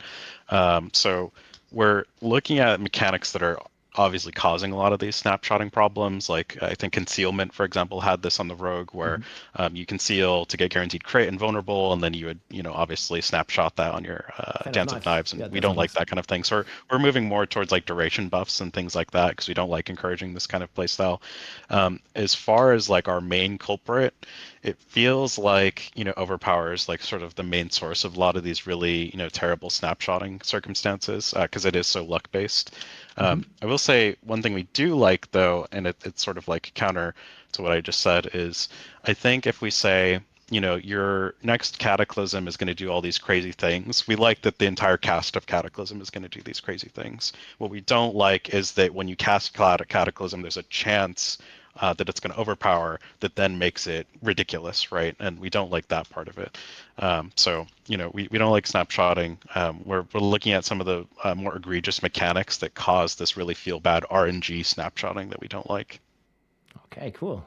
All right, there will be like a rapid fire section here for the end. So I'm just like, answer what you can answer, guys, like however you want to answer it. This is... this is also about like a more like, you know, long-term future. So any chance we see a popular chaos powers return, like maybe as an aspect or similar what you did in the past, such as like the savagery power, for example, on the druid, like that really enabled like, the raven build and made it like pretty crazy. Yeah, definitely. I mean, we're always looking to bring back some of the different mechanics in a way that like enriches the build diversity. So it's definitely not off the table. Okay, cool. And any chances for the like activity chaos rifts to come in like some form back? I think there was like a really fan favorite mechanic, like just having the chaos rifts pop up. Yeah, and, chaos rifts just need to stay in the game. Yeah, I mean, again, like it's something that like players really loved, and we're gonna look for ways to bring back the things that players loved into the game. We've done this with like season 2, where we learned about like blood harvest and things like that, and we merged it into Helltide. So yeah, it's definitely something that we are looking into and wanting to bring back in some shape or form. And last in that direction is... Go ahead. Big success has been kind of taking it offline so that when we do put it into the game, we put it into the game in a way that is responsible and actually adds instead of overshadows everything else, right? So it just lets the team have kind of a cycle. And eventually, if stuff is really cool, we want to keep it too. We just have to make sure that it actually fits in properly to the game. Because we also have, you know, Season 11 is bringing its own things too. Yeah, I think it's a really big challenge, like, especially on Chaos Armors right now, right? Because they so much cannibalize like all the defensive and even the utility aspects that we have in the game. Because so many people are calling for, they should just keep the Chaos, armor. But like, it's gonna be like super hard to balance that. And I can totally see like why, first of all, this is not easy and might not even be possible at all, right? Yeah, I think like we could totally do it. I think our worry is that the game becomes really fast, like quickly stale and boring, right? If everyone is equipping the exact same chaos armors and the boots and pants, right? Yeah. It's just not going to be a good. Everyone's going to then say, "Oh, the build diversity sucks," and it's There's like, well, no more yeah, defensive 'cause, slots or you know, anything then in this case, right? exactly. Yeah, we've just broken all opportunity costs, which creates a lot of cool choices. On the Chaos Rift, like I think an interesting dev insight here that I think we really like. What we really like about Chaos Rifts, and I think it's something that we want to do more of, is that Chaos Rifts sort of integrated itself across the whole game, and we really like that sort of idea that it's not just this, green Helltide where I have to go to this thing. It's something that can sort of show up, and we really want to kind of do more of those types of things where it broadens and enriches all the activities as opposed to like you have to go to this one place. There will be some times when we say you have to go to this one place because Yes, we Queen. don't always want to do the exact same patterns over and Yes, over. Queen. But yeah, I think that was something we really liked about Chaos Rifts. All right, yeah, that sounds interesting. I hope this is going to come back in some sort of form. Chaos Rift's just really cool overall. Then one quality of life feature that many people ask for, like especially like with gold being a bit of a shortage, and maybe also with the potential sort of cell phone coming into the game. Any chance we can get like a sell all button at the vendor? Yeah, I think so. I'll answer this in a way I hope feels good. It's more efficient. We'd rather you get all of your gold from picking up and killing things as opposed to like picking all this shit up off the ground than going to sell it. Like we don't even really like how that's working with salvage right now. Like salvage was meant to make you feel good about the things you're getting, and it's clear the audience and the players don't really like that paradigm. So our sort of long-term intent is that more of the gold comes from the things that you're doing and less from the items you have to sell. Ideally, what that looks like is that how do I get gold? I just have to play and I have to kill more monsters, and we'll just juice the amount of gold we're giving. Excuse me, sorry, that was terrible. The thing we did do in Season 11 is that overall monsters drop way more gold piles, and that obviously scales with difficulty tiers. So I think like the amount of gold piles that normal monsters drop went up by like 800% or something insane like that. Whoa, that's a lot. So killing normal monsters is going to drop way more gold, and then elites, when you kill elites, they're going to drop also potentially up to like 15 gold piles if you get really lucky. So we've injected a lot more gold into the monster killing portion of the game as well. Yeah, I think I've also seen this like in the pits with Belial influencing it or something. There was also like this big gold prize that you mentioned. That's gonna be pretty cool.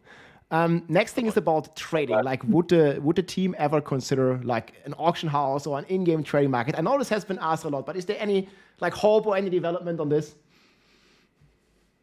Not currently talking about doing any kind of additional trading systems or anything like that. I mean, quite kind of the opposite right now. We're primarily focusing on what is a version of solo self-found that can be in the game. But honestly, never say never. Like there's no plans, but that doesn't mean there's never a plan ever in the history of Diablo 4. Who knows?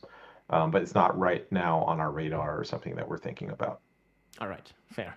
What do you think about the DPS meter or something? At least like maybe in the target dummy area, because sometimes it can be really hard to figure out like what's more damage, this aspect, that aspect. I feel like just a very like baseline DPS meter to understand performance, or maybe even at a world boss or something like that. That's more dedicated, but maybe on the target dummy, any chance for that? No plans for it right now. I think it's something that we obviously like giving players stats, like Zavin was just talking about in the tower, wanting to give more information to the player. So it's not a never thing. It's just we currently aren't looking at it right now, but that doesn't mean that we're never going to add it. Okay. It's sort of a priority thing on like where do we want to focus our time, and this is something that we know that players want. So as it becomes more of a priority to players, it's definitely something we can take a look at. Okay, I think if you think about a tower as being this like streamlined thing, if we're really successful, it starts acting as sort of the benchmark, right? And the kind of the benchmarking tool. So right now, what other information we might need to provide about your run, we're really focusing on making sure the tower can actually provide that. And so like, oh, I know how well I did and what I did, right? Okay, yeah. I mean, it kind of does. It would still be cool to have like some way to tell at some point. But okay, I have 3 more of these, and I think then that's going to make a good roundup here. Boss materials. I think you increased like some of the stack size. I think it's still not enough. Like, can we have it like, I don't know, stack up to 999 or something? I still have all these stacks in my inventory so much, just filling it up with the lack of stash space right now. Yeah, I'll ask a cheeky question. It doesn't mean that we're changing anything. I want you to think about this, and I want to hear, what your chat thinks. a lot of this would be a lot easier if we could just make this a material or currency. That obviously comes with a lot of trade-offs. So that's something we've talked about. Hearing feedback on that would be really helpful. But if it was all currencies, it would make this significantly easier and more manageable. Yeah, I guess it wouldn't be tradable in this case. That's what you were hinting at. Exactly. That would be the trade-off. I think that would be okay. I mean, right now you can't like really like share the boss kills anyways. What? I felt that. What? I mean, What? I'm totally okay. What's with that. wrong? That sounds good That's to me. not true, Colin. Some It's of the problems we opposite had of in the true. past with some of the multiplication of these items. So You're a I'm all fucking for it. That sounds good psychopath. long-term. Cool. Okay. Similar direction. That's Colin. Like That's the opposite of true. stash, but also like clan features. Like, you know, in Path of Exile, you have these like shared stashes within your clan. Even in, I'm going to say it, Diablo Immortal, there was like a ton of cool clan features. Like right now, it just feels so bare bones. Like the community aspect of, I love to play with other players. Like we're playing an online game. Diablo is open world. I mean, obviously a bit contrary to Solo Self-Found. Like I like to see so many options, right? Like everybody just plays however they enjoy playing the game. But right now it feels like there's very minimal support for like any kind of like clan feature or clan stuff. So are there like any plans like in this direction, like for the like midterm future or something? So What a one thing first that world we problem. are I have supporting too on the many leaderboard, boss I know it doesn't, like, materials. scratch the itch here that you're talking about, but just kind of like indicative of this. You know, as we move on development, what is the stuff that's useful right now that we know we can just kind of take action on? So as an example, in the leaderboard, we are talking about doing like filter options where you can see people based on your relationship to them. So I can see my friends, clan, things like that. Long term, I think we're just kind of listening to what the community actually needs from it. I'm generally of the mind that, like, yeah, lots of games have lots of features. Even some Diablo games have those features. But if we're gonna bring it over, I want to make sure that like we do the due diligence to make sure it fits in the game and actually supports the stuff that we are building towards. I think there have been cases where we have taken a feature from a previous Diablo title even and said like, okay, we're gonna put this into the game, and it's like, well, the context is completely different. So it doesn't actually hit the same way as it did. How could it? Everything else around it is different. Clans are not such a, you know, disparate feature, but it's still something that we want to be kind of careful about. You know, lots of games do like progression and things like that. There's nothing we're actively talking about right now, but as we start developing Tower, and it is a really big social system having a leaderboard again, right? We're open. We kind of want to hear what people want to do with it and what kinds of things they want us to develop. It's going to be very transparent, I've mentioned before. So if anyone has any thoughts or anything they desperately want and think is really important, tell us. We're listening. Will do. Yeah, I'll give a really clear example of like it just, you know, the context of D4 is very different. We're always looking to add big quality of life additions to the game. I'll point out Armory. I think Armory was something that, you know, everyone was sort of clamoring for because it's like, well, D3 had this, and we added it to D4. And frankly, like, there are some people that use the Armory, but I wouldn't say it's anywhere near the amount of people that used Armory in D3. And that's because itemization and like the crystallization of your build in Paragon, it's just all completely different. So that's why we try and take a sort of measured approach on like, okay, what are the things the community is asking for? How is it going to impact Diablo? Is this the right thing to be focusing on right now? You know, we just added the party finder. Time flies. I guess it was a year ago, and the expansion, and like that was a way to sort of surface and serve more of the social players of the game. So I think it's just important that we think about the context, and we're also driven by a lot of the feedback. So if this is a big thing that is continuously brought up and there's like a huge volume of people that are like, man, I really wish clans were more part of the game, maybe that becomes part of the tower, right? Like there's a big clan drive for the tower. That's something we're always listening to. And one thing, sorry, it's a long answer. The other thing we are looking to do to support social a little bit more is being more lax with sort of some of the party interactions, right? Like we were just talking about it earlier, but that is something that going forward, we want to be a little bit more open to the idea that you could make a Z DPS build and the only purpose of you is to make your friends and allies cool. Like we think that's a fun missing piece to the overall puzzle of what you can do in D4. That's awesome. It always, like in D3, was always like a nice way to catch up as well. Like if you, I don't know, you're like kind of for whatever reason you have some IRL stuff and you're starting the season a week late, you can just join the party and be like the support player in the beginning until you're strong enough in Diablo 3, you know, to help your group, and something like that in D4. I'm all for it, man. That sounds great. Second to last one, I have personal interest in this as well, because I still have like, you know, my first Barbarian that I made on the launch of Diablo 4, and I did the level 100 and the first Lilith kills and everything. I really don't want to delete that character, right? But we have very limited character slots. Would there be a chance for like maybe like a rebirth kind of feature, like similar to how we have it in D3, to keep like, you know, these like old, like OG characters like kind of alive in a way? Yeah, I'll be honest, it's something we have talked about. There's no timeline on this or anything like that. There's some additional complexities. Again, we were just saying like, yeah, take a thing that existed and put it in this game. There's always little differences, always little gotchas and stuff like that. So we want to make sure if we make it, it's for the player experience of Diablo 4 first and foremost. But no plans, and it's not even a guarantee that we're going to do it exactly like maybe people think about it, right? So I don't want to say like, yeah, explicitly that feature is going to make it. Like, it's not that. But the problem space you're describing is very real. We all feel it, we all see it, we all know it, right? And as you know, when Vessel launched, right, you had some new slots, you had a new character you were going to make. Eventually, your players who are really playing the game a lot and making new characters all the time, they're going to max out their slots, all of them. And then what happens? And as you recall, we were just describing a potential new feature, right, with the halos, where it belongs to that guy. So there's stuff that we have to work through. And again, there's a very long future and long road ahead for Diablo 4 as a whole. It's not just like this one feature. So we're in constant development. Like, Diablo 4's got a bright future. I've mentioned that before. I'm going to say it again. I'm happy to always say it. So sounds good. Stay tuned. More information as we know. Yeah. Hell yeah. And also, I'll even say I feel this, you know, Rob, like we're playing like 3 different versions of Diablo 4, and I have like an internal account where I don't even like deleting internal characters. It's like, oh, but I played this one so much. So, yeah, totally. You get this like attachment to your characters. Like, oh man, this was the character I played on the launch of this and that. And, exactly. I don't want it. I feel bad deleting it. There's like so much nostalgia on it. But that's still have my day one wizard from Diablo 3. Yes. I've rebirthed that like I don't even know how many times. It's literally my day one. I'm like never deleting that. I've deleted other things. I don't care. All right. That one never going anywhere. Right? Okay, so you're hearing us loud and clear on this. Nice.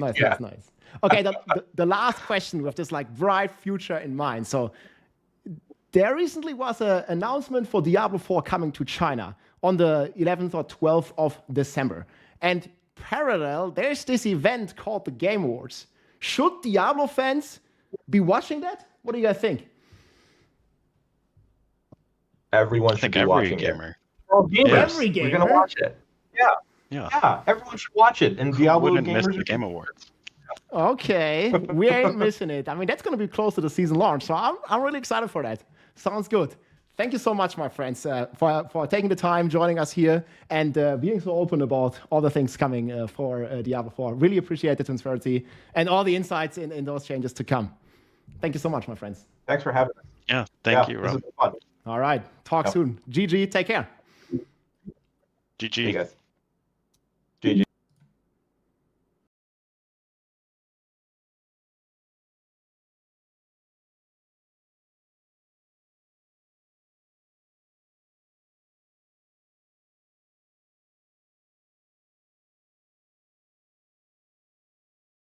Huh. That was a very good interview. That's a very good interview. Good job, Rob. So let's talk about it. Let's talk about what we heard, what we learned about.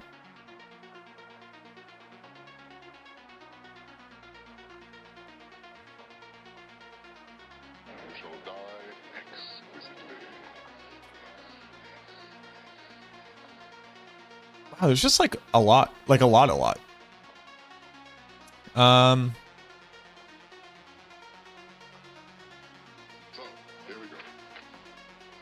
I don't know. What were people's big takeaways?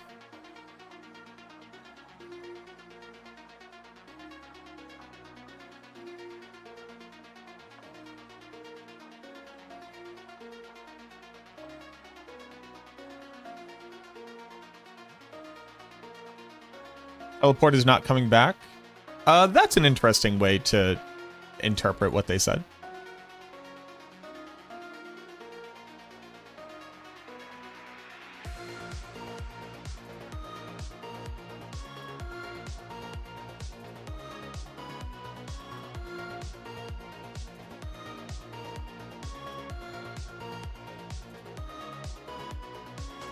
So here were the different topics.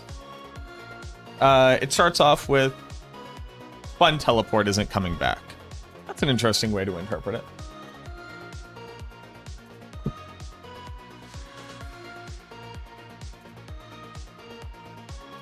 I'm still pissed they aren't shooting to have every build be able to max your glyphs. You can max your glyphs running tier 50s.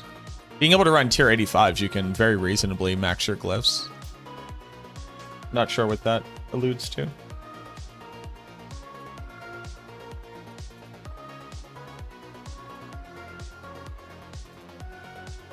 Yeah, it was a good interview by Rob.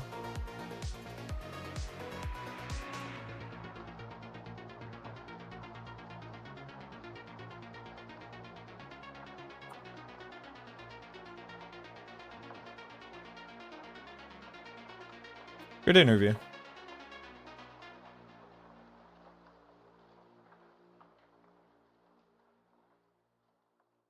Boss material as a currency is a great idea. It's super not, but why? Oh, okay, good. I was like, that's fucking insane. Rob saying I still have too many boss materials. Can they stack higher? Is like such a first world problem.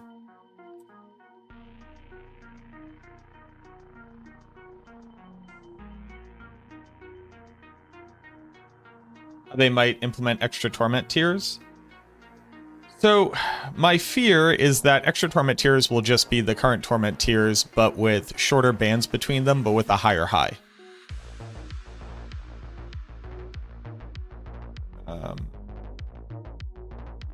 My hope with torment tiers is that the value of different systems is different across all of it. So like one example would be, you know, once you are in Torment 1, once you're into Torment, the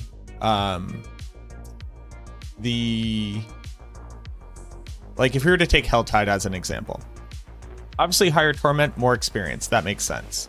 Now, how much harder a Torment is would determine how efficient it is to get experience. Maybe it's more efficient to run Torment 6 or Torment 7 rather than Torment 8, right? The gold drops, like sure, maybe gold drops are higher in Torment 8, but if you get a gold nightmare dungeon, there's a maximum output of gold from that. So running those on a Torment 4 is more efficient than a Torment 8. You know, maybe, you know, being on a higher Torment tier doesn't mean that you're going to gain Paragon levels faster. So like, the big thing about Torment in its attempt to emulate player settings, which is what Zavin said it explicitly was in Diablo 3 and what, you know, it kind of does in Diablo 4, is that that's just not true because player settings weren't inherently higher player setting is better.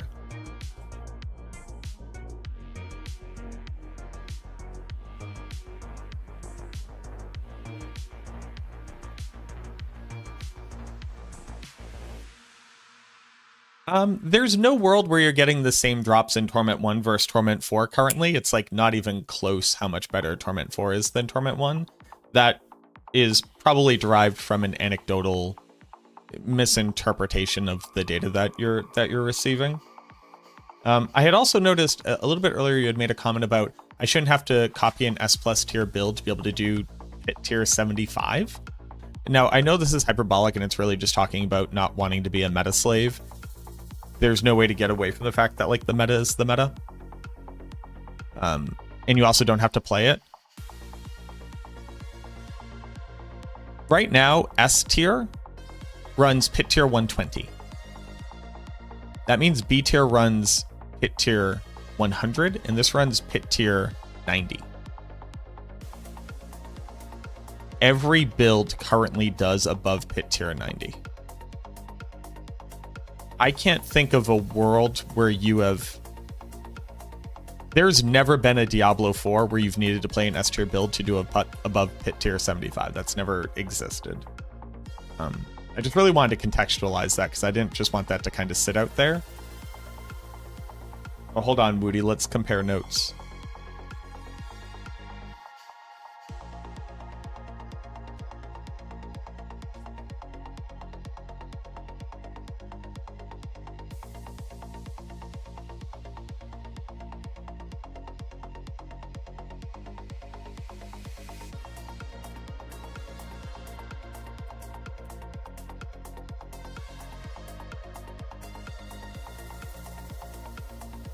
Maybe I don't have enough experience trying to max glyphs running lower pit levels. Well, the lower the pit level goes, the less of a chance you have to complete their glyph. Absolutely. Like, there's no question of that. You said pit tier 85. Pit tier 85, like, we could just go do one, right?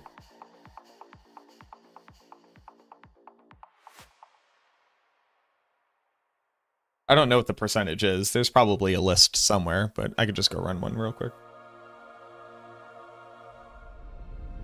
What up, MA? It's so hyped that you're able to stream again. I'm also very excited about the fact that I can stream again. Here, let's do it this way.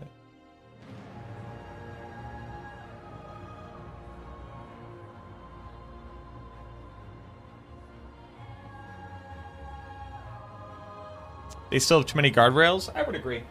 My experience playing solo self-found has made me such a fucking elitist, if I'm going to be honest with you, that I think a little bit for too long, we've just kind of allowed people to be like, man, things are unfair. And it's like, yeah, I guess it's unfair.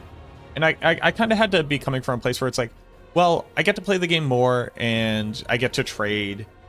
And, you know, like I really get to like do a lot that other people don't. So like maybe I'm completely like out of my depth. Like maybe I'm like wildly out of my depth.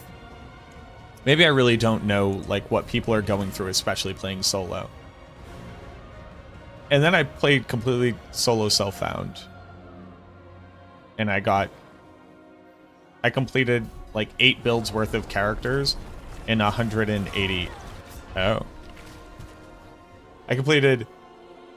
Oh, you know what? I probably don't have any of my things, and I do not. Hold on. I completed 8 builds worth of characters in like 140 seasonal hours played. And I completed my first character within like 40 to 50 hours of season play. And I think playing a season for 50 hours and literally completing your character with all self-farmed mythics is just like a very reasonable expectation.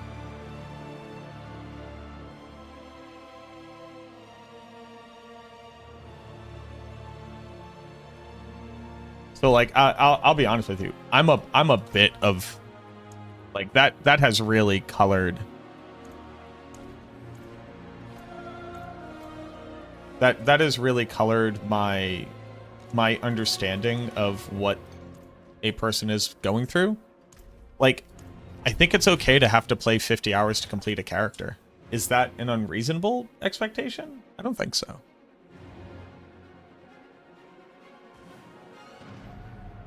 If that is, I would love to hear why, or you know, yeah, I would love to hear why if somebody like doesn't agree. Oh, I don't have my aspects equipped.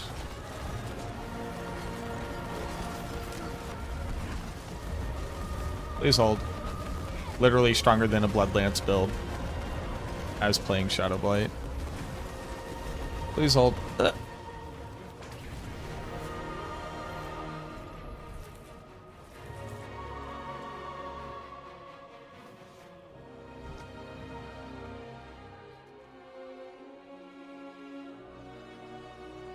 I think the capstone dungeons losing resilience is a bad thing. They should be hard. Resilience didn't make them hard. They made them damage sponges. Like, they weren't more likely to kill you. They just took 5 times as long to kill.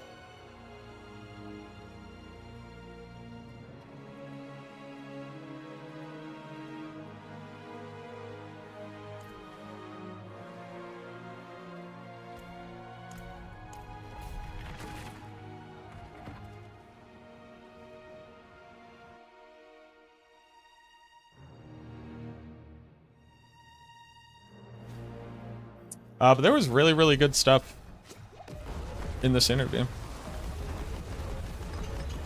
A lot of great insight. You know what I'm not excited for? Because there's just like a huge amount of people who are like, fuck Rax. How dare he participate in this game that he helped to mold like some of the best feedback for the first year and a half about, and was involved, as myself was, for hundreds of hours before the game even came out. You know, how fucking dare he? I am pretty upset about people who be like, wow, the Rob interview was so much better than Rax's. It's like, well, Rax did all of the table setting for all of the, like, people need to understand the baseline of, like, what we're doing here. So, yeah, of course, the second interview with another hour and a half to go through stuff, you can go through deeper stuff. I'm just like, I'm pretty angry. Waiting for your reaction to the Rax interview. The Rax interview was phenomenal. 10 out of 10. Really, really, really good interview. We got so much context for the why and the how. We got early game development to be able to better understand like where things came from. They were very honest and open. They were in on the meme. I fucking loved it.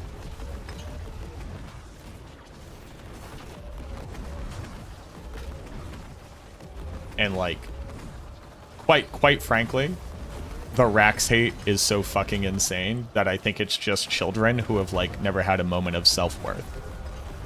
It is just children who like to hate things. It's once you get to a certain level of popular, you are no longer a human being and you are instead a target, and it's fucking disgusting.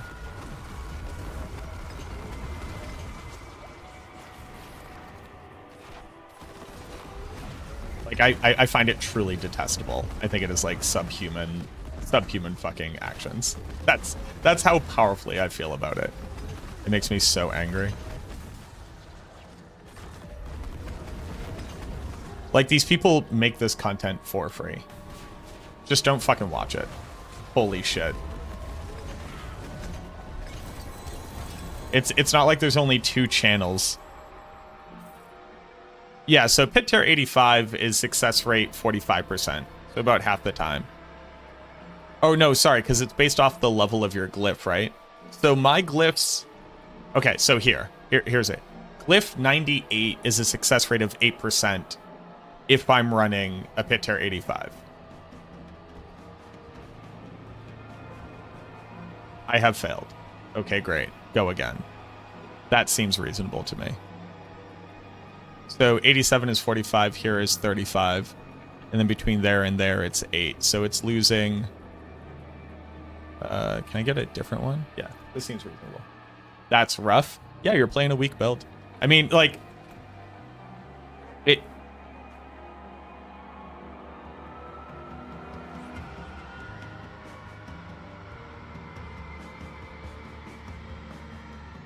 It can't be... Like, it can't be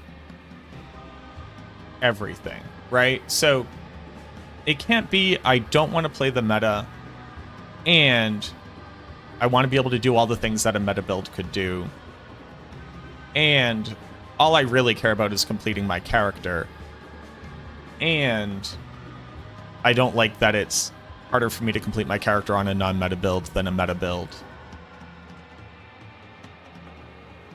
The argument can't be all of these things.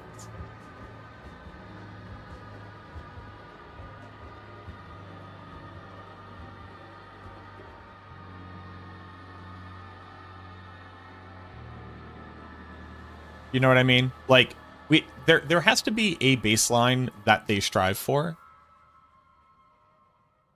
And wanting to do more than the baseline, but without playing a build that is stronger than the baseline, being a personal choice, has to have a repercussion.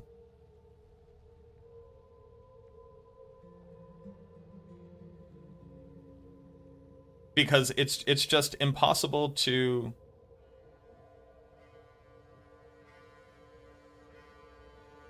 Because they can't aim for this moving target. It can be the expectation is higher than what I just stated, but that has to be the statement.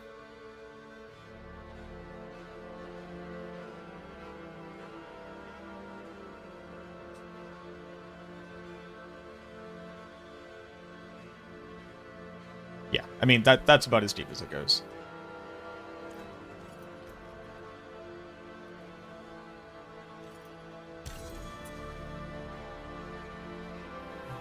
It is exciting to know that different affixes are coming to the items that now have 4 affixes to increase their value, because a lot of the value from tempering were for stats that were better than that.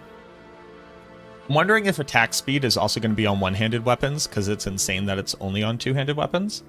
Like, it feels like a bug one way or the other. Like, either attack speed wasn't supposed to be back in the game, or it was supposed to be on one-handers, and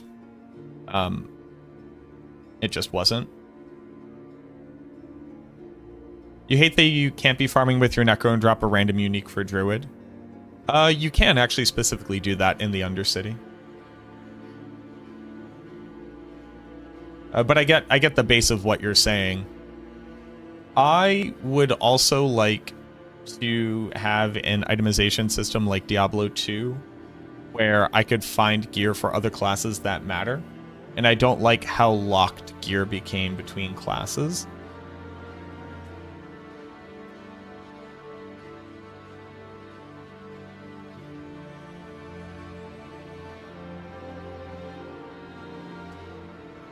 But Colin shared some really great insight, or maybe it was Zavin shared some really great insight, which was that the smart loot system of this game was trying to make an organic item filter,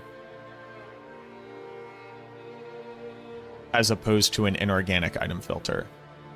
So I get how we got here. The major thing is, like, people already feel like it is too difficult to find gear for their class, which I don't agree with, but I get how they feel that way. And if you dropped more loot and it wasn't for you,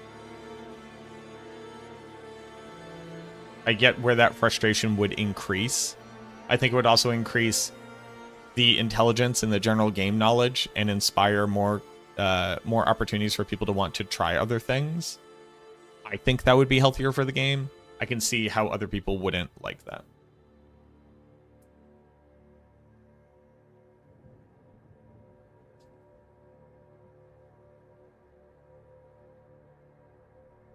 Yeah, people are really angry that's like, he wasn't attacking the developers. And to them, they think what they're asking for is like a normal concept.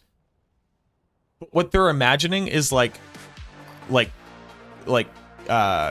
cross-examining fucking witnesses and angry American political discourse. Like, yeah, no, these interviews aren't for us to scream our hatred at the developers. It's not that. And go fuck yourself. Like, it's not that and go fuck yourself. And you can feel whatever way. Like, I had to cut some of this. So I put out my video that is, a breakdown of the interview, a faster recap with highlights, really important things to pull out of it, and a bit about how to read between the lines of the answers that we got. I got so fucking angry and spicy in my recording that I had to cut out like half of what I said because of the discourse I was seeing online about all of it, about how we need to be dehumanizing these fucking devs, how Rax was being a fucking pussy, which is nothing I would ever say. Gross, right? Gross to like to gender an insult. But like Rax is being a pussy about it, and fucking he didn't push back on anything, and he should have been holding their feet to the fire.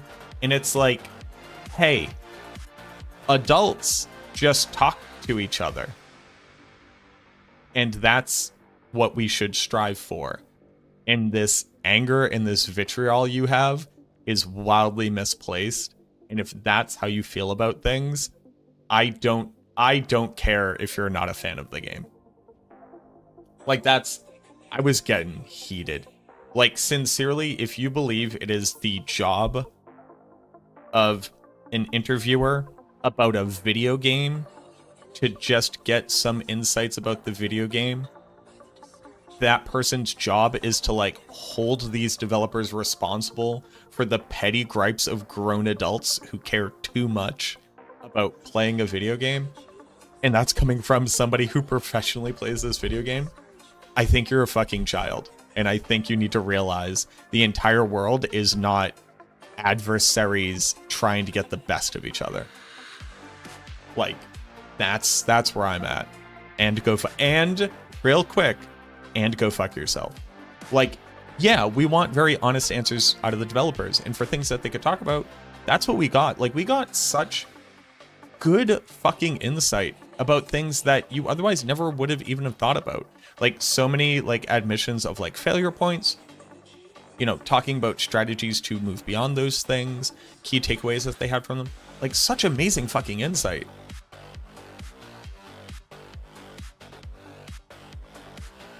Yeah. But I truly think it's from people who actually don't care about the game at all, or these people, and are instead they just enjoy being fucking piss babies.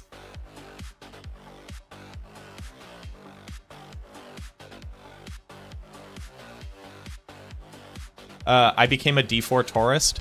We need to stop fucking using this word. It's just a video game. That's it. You don't have to admit that you're a tourist. You played a game for a while, and then you stopped for a bit when it wasn't fun for you. And then you played it some more. And maybe it won't be fun for you in the future. That's okay. I'm not a chess tourist. I'm not a Cracker Barrel move the pegs through the board tourist. It's video games. Fuck.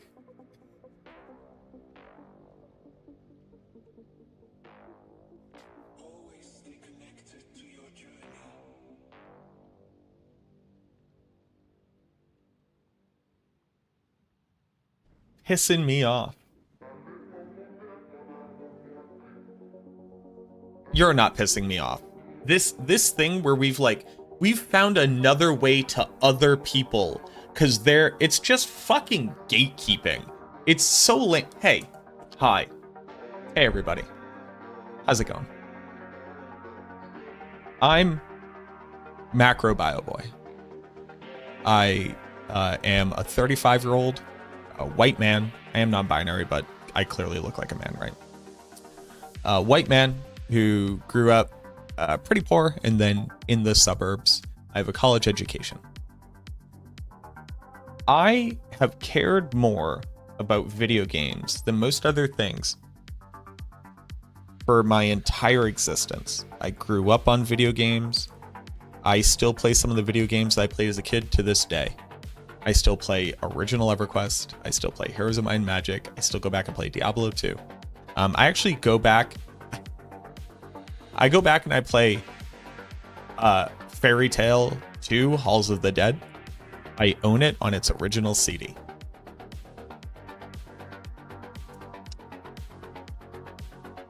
Making your elitism about a video game a key and core function of your personality in determining who else is good enough to like a video game as much as you is something that should have died in the fucking 80s. It's so goddamn disgusting. Stop it. You are not better or different or interesting because you like a media form more than other media forms. And then in that sub-niche, a particular genre, and then in that sub-niche, a particular game. It's not interesting. Millions of people play these video games and like them just as much as you. It's not interesting. It's not impressive. It doesn't matter. Stop fucking othering and dehumanizing more people so that you can feel more righteous about how much you like the video game. Imagine if somebody cared this much about French vanilla ice cream, you fucking weirdos.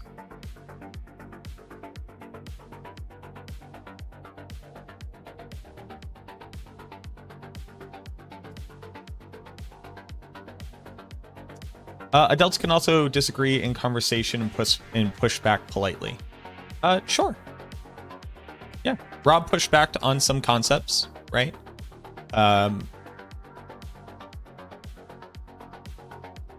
Did Rax push back on anything? Yeah. Actually, Rax also pushed back on some stuff, right? So Rax pushed back on the idea of like item rarity and not getting it. Like inherently here's the thing. Inherently by asking questions that are tailored to the concept of this thing isn't good, you are pushing back against the thing that they did, right? The interview itself is pushing back on what we have seen and looking for answers. And politely demanding answers.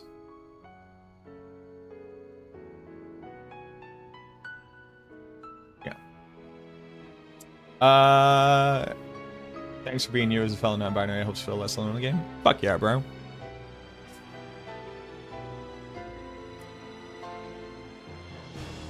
I have a group chat. With my mom and my sister. And the name of the group chat is Ladies, Thadies, and Gentle Thays. Make any hobby your identity, maybe not based on this in the game. It is fine for a video game, like for your hobbies to be your Okay, so there is you. Let's talk about the ego. let's talk about consciousness and the ego. There is the you. There is the thing that your brain has been programmed to like. There is the meaning that you derive from that. That's all healthy and good and valuable. Your hobbies obviously inform who you are and also inform your personality. It informs your the system of importance in how you structure like what things occupy what space in your reality. It's taking the next step, which goes, I do it better than you, to a stranger. Fucking wild. Like, that's where it gets fucking wild. Yeah, that's it. Would you say it's gamer gatekeeping? I would. It's gamer gatekeeping. It's just like so weird and gross. Because like, keep this in mind. Hold on.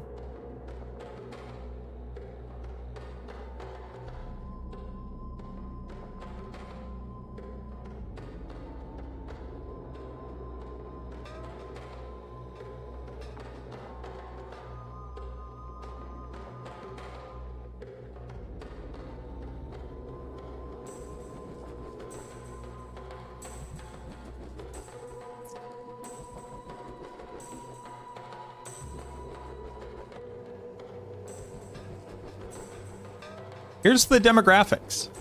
I promise you, I have the same demographics. Dude, we're up to 2.3 female? Fuck yeah, brother. We were at 1.2 before.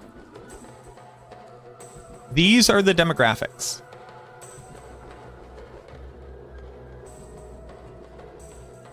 '73% of the viewership of this content is 35 to 65 plus.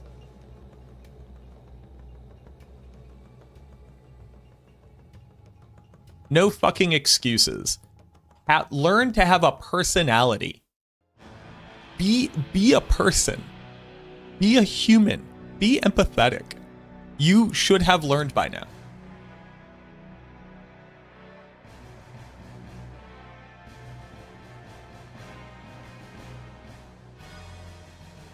No excuses. The vitriol is fucking insane.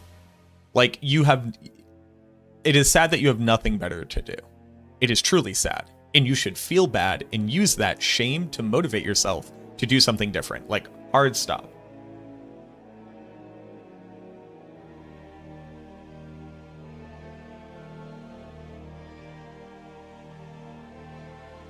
Oh, and also, the only reason why I'm not including the 25 to 34 in that same understanding is because I think, at least for men, around 28 is when you start to, that's the cutoff point where you really should be branching outside of yourself and considering others. And also, you're not an adult until you can rent a car. So I don't know how many of these people are 25 and just turning 26. Once you hit 30, let's say half of them, right? Let's say it's evenly split. That's another 12%. 85%, 89% I had it right. 85%. 85%. No excuse. Calm down. It's okay. Be upset about things. Reasonable, normal, human. Be invested in the game. Reasonable, normal, human. Put it together in a nice little bundle. And it's called feedback. And then give it to them. Here you go. Here's the feedback. I want this. Anything else? Go fuck yourself.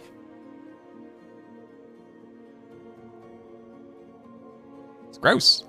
It's gross. It's weird. It's weird stuff. Weird stuff. Weird stuff, boys.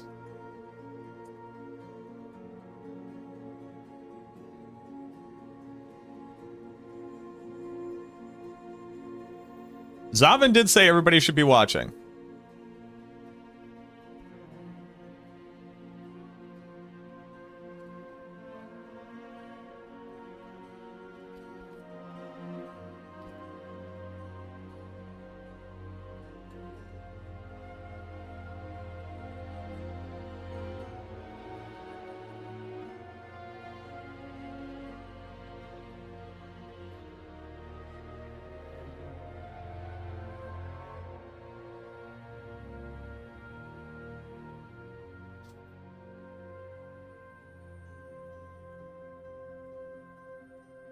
Slightly behind from your live. How are we able to level glyphs all the way running tier 50s at 1% chance efficiently? What am I doing wrong?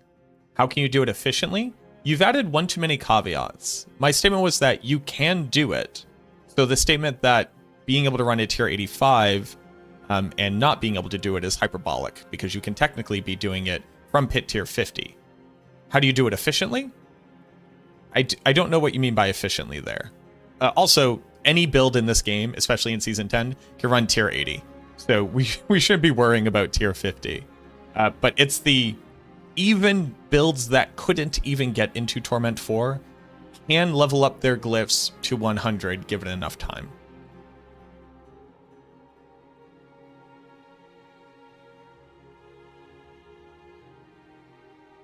But it was in relationship to a statement that was only being able to run tier 85s isn't like sufficient for leveling up glyphs. And I don't think that that is an accurate representation of what is allowed by the game mechanics.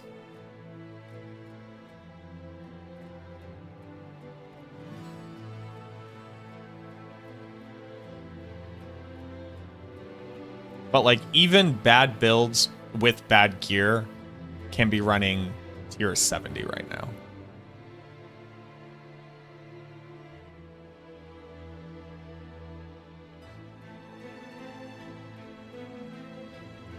And I'm not trying to sugarcoat it and say it wouldn't be a grind. It would absolutely be a grind.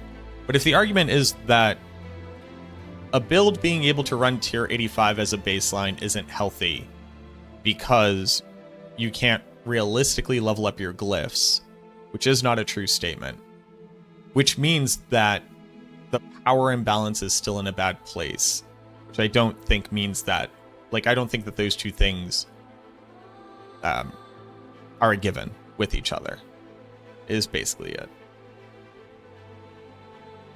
And what we do have to do is define what we think like minimum viability of a build is, and then maintain that logic when we generate critique and feedback for changes to systems.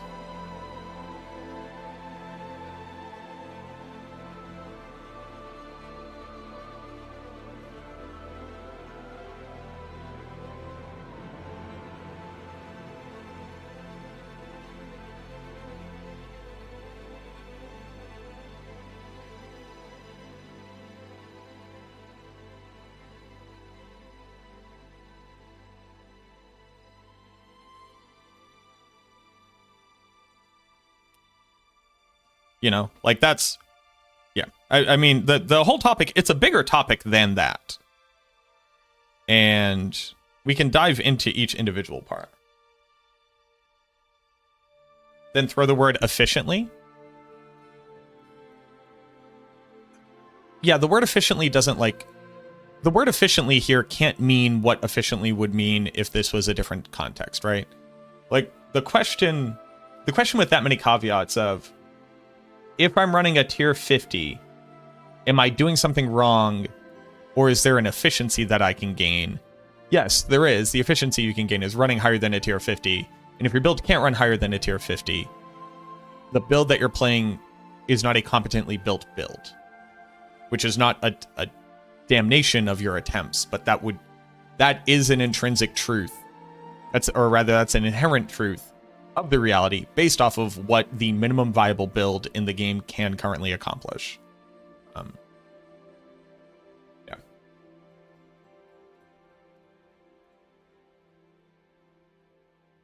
What level did your Corpse Explosion build go to this season since you removed it from the tier list on max roll?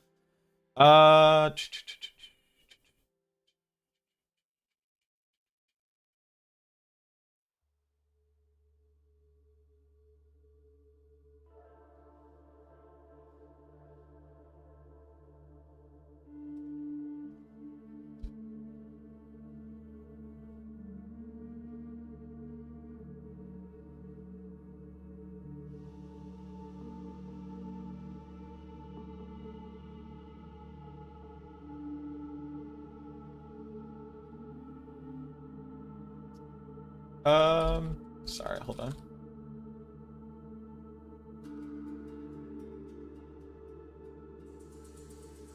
So the the Corpse Explosion build, the reason why I took it off the tier list is because I put together a perfect Mortar Crux with multiple GAs and perfect Chaos Armor with a perfect Black River, and put it all together.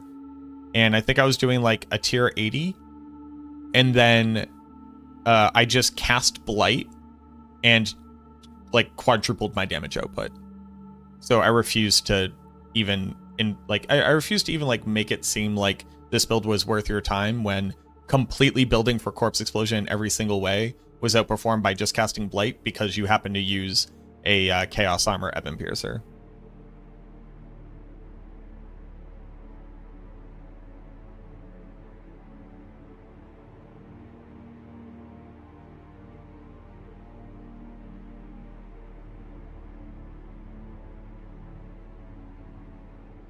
Yeah, no problem, Truck. Yeah. I mean, for Paragon, it is always better to be running, or for Glyphs, it's always better to be running the highest pit tier you possibly can to level them. If that is below 100. Saying pit 70 to 75 only because that's what Surge could clear in the PTR.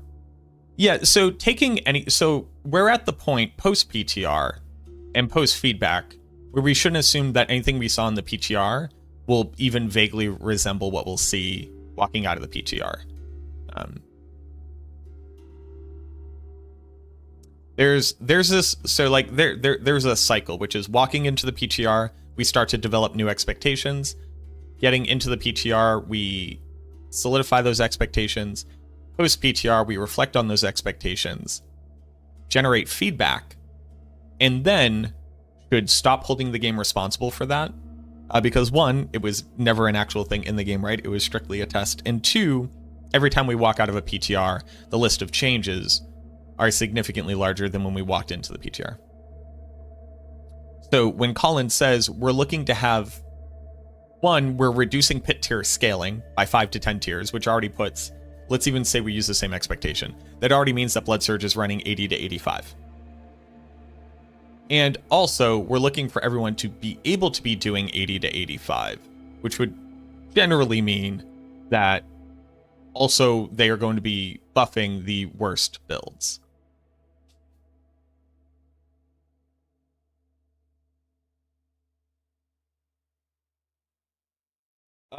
What do you think about torment levels? Increasing torment levels does not inherently increase power creep. That's not how that works. Also, hear me out. I hate the word power creep in this game because that's just not what power creep means. We need a different word because power creep means something. And I really wish that we would stop using it in games like this. So how do I feel about torment levels, and do I believe that that will lead to an increase in damage numbers is a way to call it. I see no problem with increasing damage numbers because it's all relative. So already I kind of don't care about that. So then let's get back down to just the idea that we will trivialize content too quickly. Because really, when we talk about power creep, we're talking about time to trivialization. That's at the crux of what people are actually talking about. And the fact that there's a disparity between the time to trivialize between builds. Increasing torment tiers. I did a pretty big write-up on this, actually, on the subreddit. I don't know how I feel about it, because I don't know what it looks like in this game. But what I can speak to...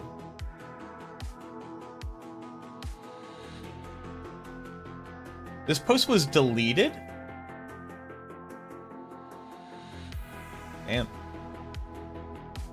Here's my write-up about what does adding torment tiers do to the game. So right now, there are 4 torment tiers. And that means that the bands between the torment tiers are pretty significant. Right?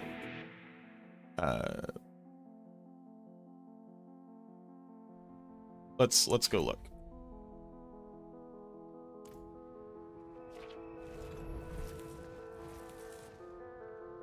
I just want CE to be good again. It was good in Season 9. That's why I was so excited about it in Season 10. So, Torment 1 starts at Pit Tier 10. Torment 2 at Pit Tier 25. Now, the Torment scaling is lower at this point, but the difference of 15 tiers. Let's assume it's just 15% scaling.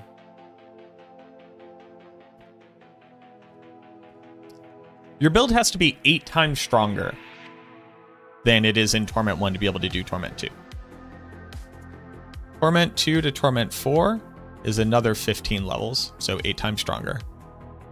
And then another 15 levels, 8 times stronger. So this to the 3. Your build has to be 538 times stronger to get into Torment 1 versus Torment 4. Wild concept, right?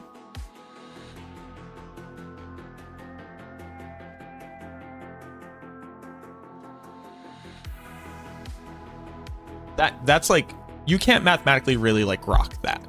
Like, is this item 8 times stronger than this item? You can't fundamentally understand that. I can't. Humans can't. Humans can't think in that way. When you add more torment tiers, you are able to make the bands of progression smaller, so that people have more points of progression. And more achievements, a longer journey, a greater sense of accomplishment at the end. Theoretically. Not in how it was implemented in Diablo 3, but theoretically, this is what it allows you to do. My issue with the argument that was made for Torment tiers by Zavin, when they shared the insight that Torment tiers were meant to emulate player settings in Diablo 2. That's not true.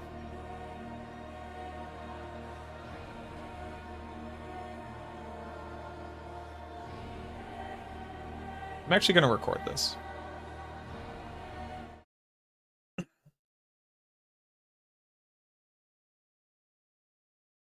How we doing, everybody? Happy second video I'll hopefully be able to put out this week. We just got done watching Rob's interview, and in fact, Rob's interview was just as good as Rax's, if not better, because they were able to dive into more things after Rax's interview had, kind of set the groundwork. Also, just as a quick aside, Zavin said we should all be watching the Game Awards. Something's clearly happening. I think we all know something's happening at the Game Awards, but Zavin sure said everybody should be watching the Game Awards. But one of the questions that's been coming up a lot is the implementation of more torment tiers. What can that mean? What do torment tiers represent? What's the value of that? Is it good? Is it bad? Whatever. So I wanted to kind of just do an off-the-cuff little TED Talk here. Because I took umbrage with one of the things that Zavin said. Now, Zavin, you know me, boo. We're bros. Zavin and I got along really well when I got to meet him at the Blizzard campus when they flew us out. So understand this, Zavin, if you end up watching this. This is no hate, but I really want to drill down on something because, at least in the short amount of information that you gave, you talked about a thing that was very, very good and very enlightening, and it very much misses the mark. So, yo, what up, Rob? Welcome in, everybody, from Rob's stream. I'm currently recording a thing about torment tiers and what they could represent for the game. So welcome on in. Thank you very much for the raid, man.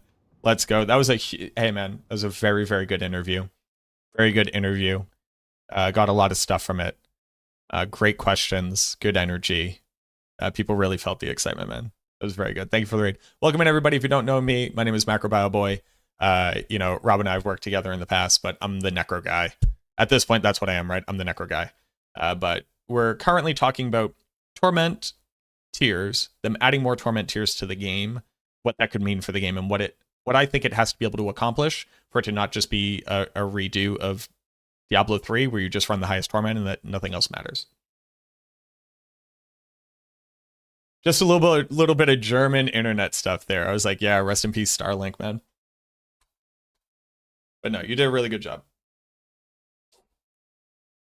So, the topic is torment tiers.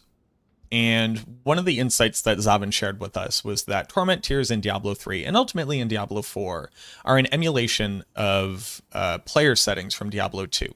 So for people who haven't played Diablo 2 in the longest time or maybe never knew that player settings were a thing, if you were grouped up with people in online games, it would say, you know, the armies of hell grow stronger. And that had a lot of different impacts. And when we're talking about player settings and being able to change them, we're talking about it in single player, which is distinctly different than playing in group online. So there's nuance there. If you already know that, shout out down below. But what player settings did is it allowed you to change your player settings from 1 to 8, emulating having up to 8 people in a game worth of difficulty. When you increase a player setting, it would increase the amount of experience that a monster gained by 50% per player setting. So at player 1, monsters were worth 150% of their experience. At players 2, they were worth 200% of their experience. Similarly, it would impact the rate of no drop. So no drop is a stat in Diablo 2, which would say the chance to not drop an item. So the higher the player settings, the more that you would reduce no drop. It would also increase the base life of a monster by 50%. So similar to experience. And then for damage from monsters, it would increase it by, I think it's like, 6.4% or something like that. So if you were playing on players 8, that meant that monsters were worth 450% experience, had 450% of base health, and dealt about 150% extra damage.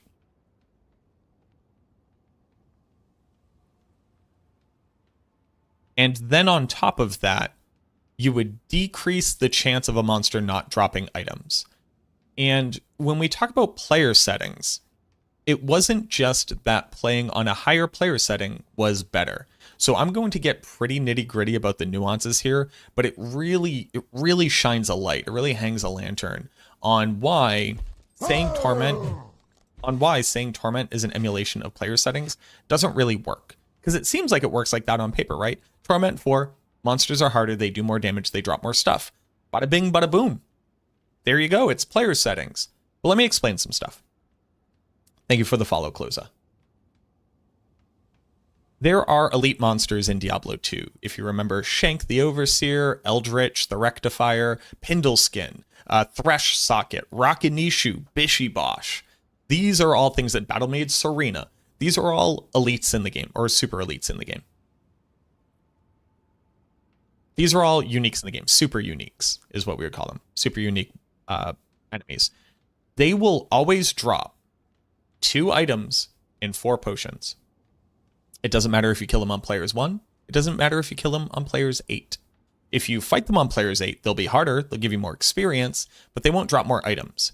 Now, there's a slight consideration for the fact that they also have a pack of monsters around them, and by killing all of them on a higher player settings, the random trash around them are more likely to drop items, and that is a thing. But the farming strategy of being an elite sniper, somebody who goes through and kills elites, typically very close to waypoints, to make it a very efficient loop, you don't care about that.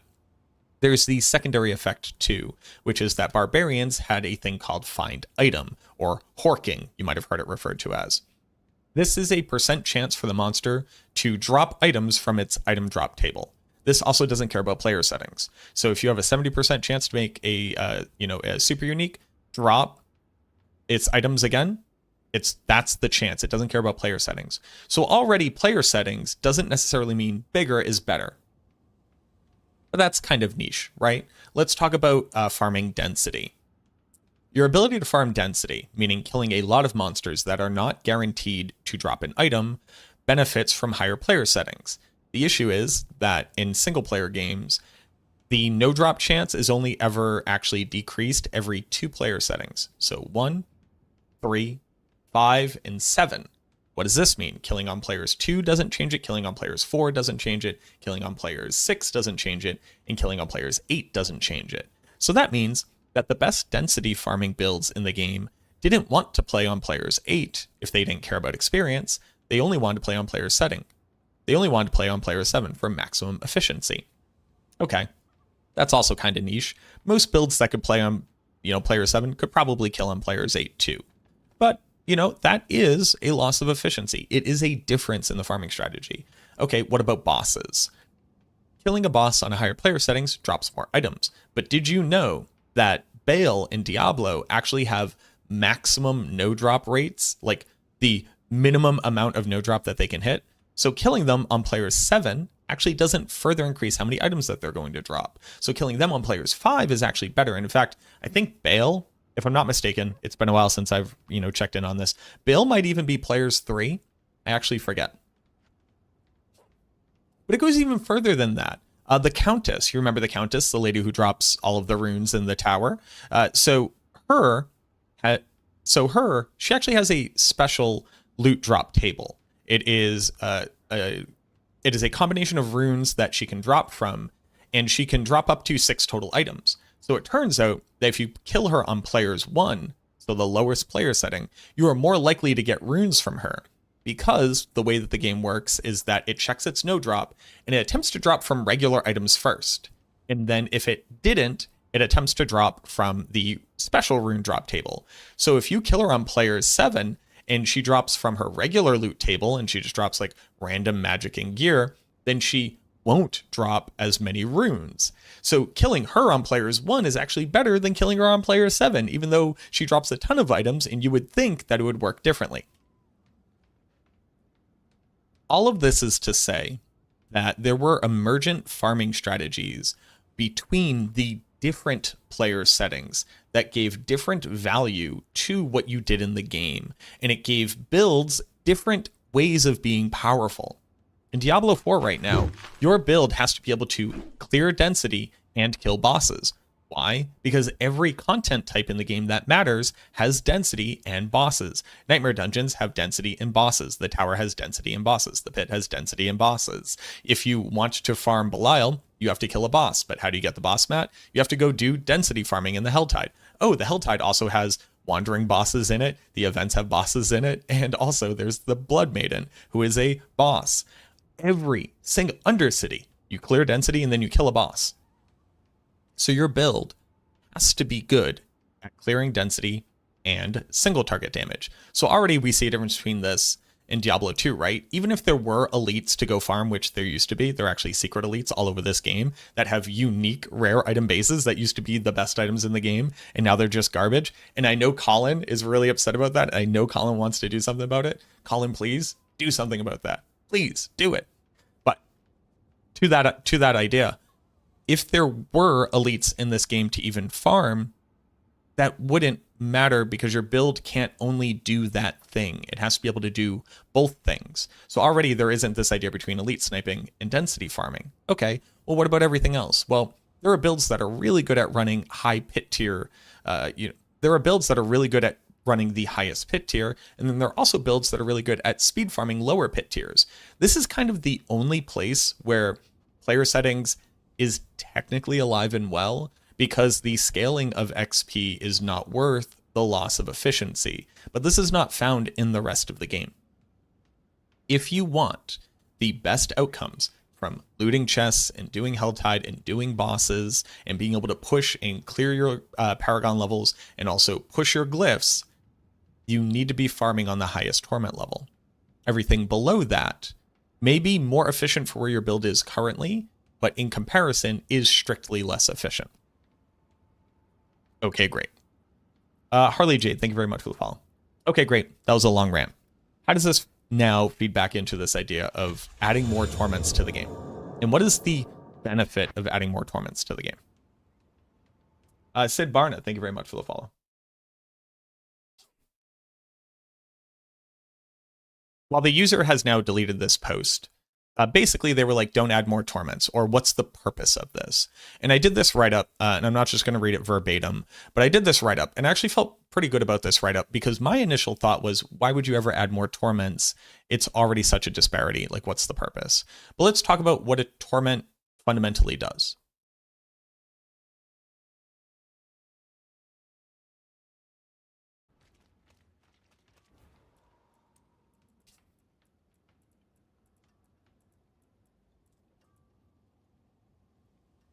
To break into Torment 1, you have to be able to clear a pit tier 10. To be able to break into Torment 2, you have to be able to run a pit tier 25, and then every 15 after that, 40, and then 55. While the exact scaling at lower pit tiers is actually significantly lower, let's just use 10% scaling as a measurement here.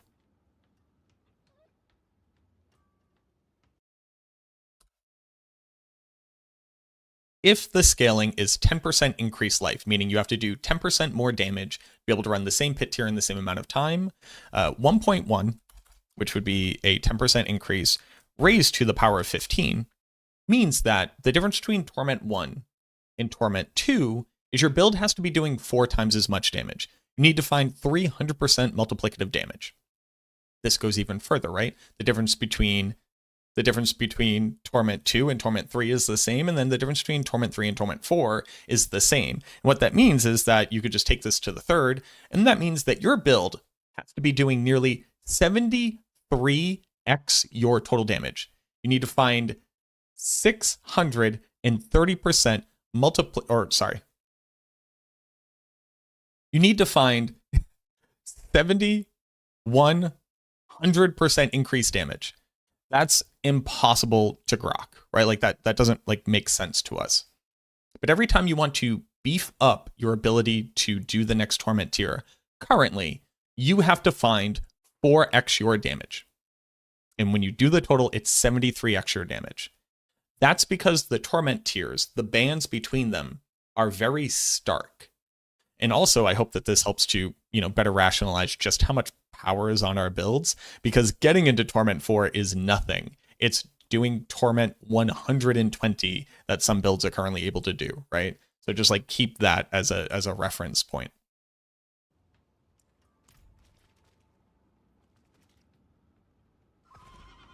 Oh. But let's say there's 8 Torment levels, because Colin just kind of pulled that number out of their ass. But let's say that there's 8, right? 8 Torment levels.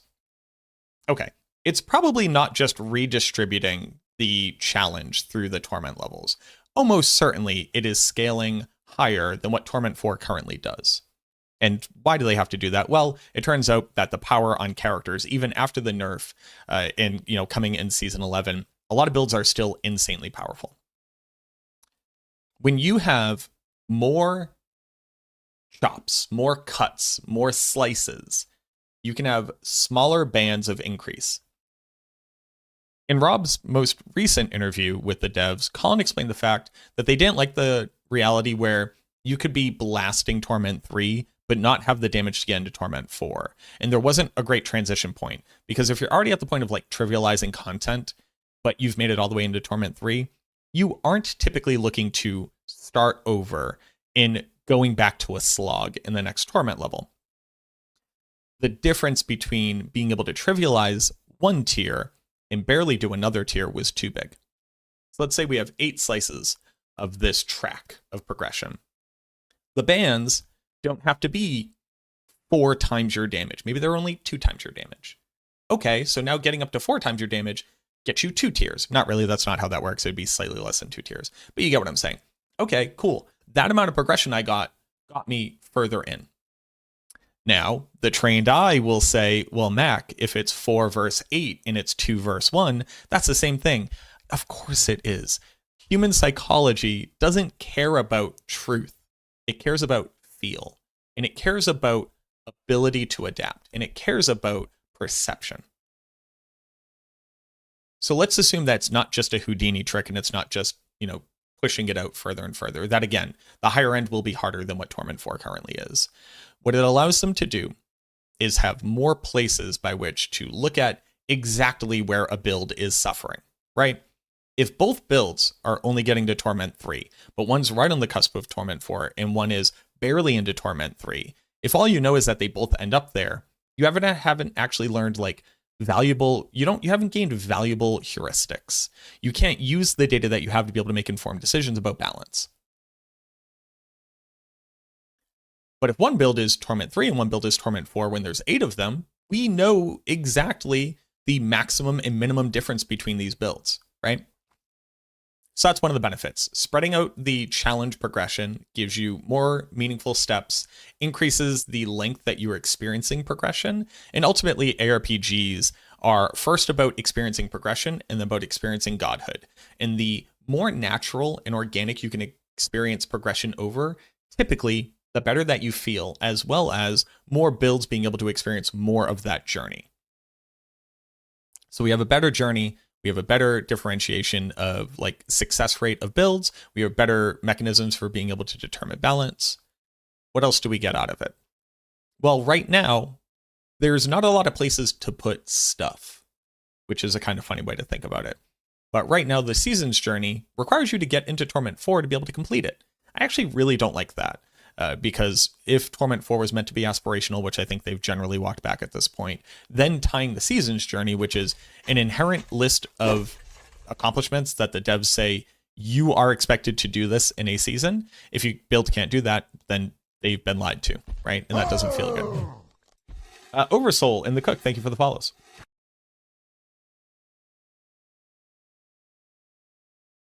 But what a greater differentiation of Torment levels can accomplish is a lot. It's not just we couldn't balance it and just put them in there. And just I've been trying to sprinkle this in a little bit more. Hey, everybody. Let's stop just assuming that the developers are just monkeys on keyboards who don't know how video games work and have no idea what's going on because they very clearly do. And they talk about it, and these interviews are a great example of that. And oddly enough, just playing a video game for a lot of years, like I have, doesn't mean I know jack diddly shit about what it takes to develop them.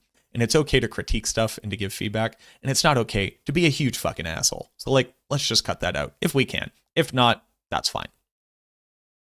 Also, I find it very funny. Okay, I'm not done with this. The irony of being these idiots have no idea what they're doing, and then also being but I expect them to be able to figure it out and then do that. You have set up, it's an intractable argument, right? They are incompetent via you, so then stop playing the game. They're never going to become competent. They can't be. That's how stupid you think they are. Do you get how illogical that is? Even roasting them about it doesn't make sense in the context of you roasting them. Just, I don't know, come up with better stuff to roast people about. All right, that's it. I'm done with that high horse. It can serve a purpose. What I don't like is my fear of it, which is that it will just run Torment 8. Because why would you ever do anything less than that? It'll just make people feel worse. So what I really hope the developers do is find ways to make emergent farming strategies come out of the Torment tiers, just like they came out of Diablo 2. Let's say once you hit Torment 3, the value of chests doesn't further increase, because these have a set value. Okay. That means that my character, if I don't care about XP or ground drops, can be a Helltide farmer, where the Helltide chest will always give me this output, so I can make a thing that's very good at doing that. And let's say like the total amount of Aether that you can get in the Infernal Horde doesn't change after 6. Oh, okay, that means that my build, which is an Infernal Horde build, only needs to be able to get up to this point, and then I can gain this niche trading, like trading market where I'm dealing in the things that come from the Infernal Hordes. Maybe XP and like pure item drops are best in Torment 8. Sure, that makes absolute sense. But maybe the pit tiers that you need to be able to get your glyphs don't really go above pit tier 5. So if that's what you're looking to do, you have the efficiency of being able to farm on a lower tier. Like, please make them interesting and not just higher tier equal better. Because if we're doing that, we have completely lost sight of what player settings allow Diablo 2 to do, and we move this game further and further away from ever being able to generate legitimate, unique, and valuable farming strategies. And why am I talking about farming strategies so much?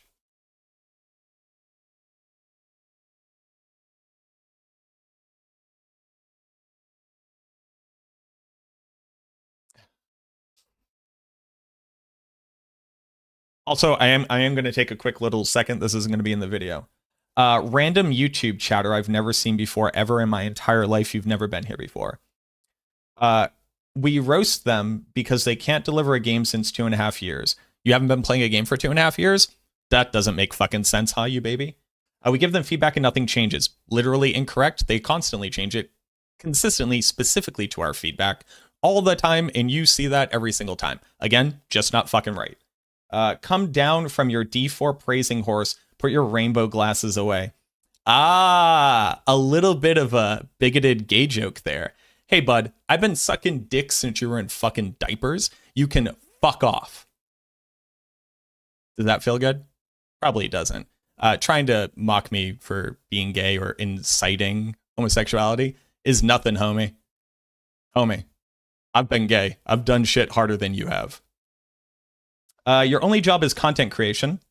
I actually have 3 jobs, so you can also go fuck yourself. One of them, for the past 6 years, was actually delivering food to the elderly for a nonprofit. And that's where the issues come from. The issues come from in the game I'm a content creator. You can't be critical and logical because you would potentially lose income. I can go play whatever video game I want and be famous in whatever video game I want. That is not a problem. I'm also critical all of the time. You literally don't know me. If you did, you would know I'm critical all the time. What I'm saying is stop being a fucking dipshit asshole like you. You actual baby. It sucks that you can vote. God damn it, you suck.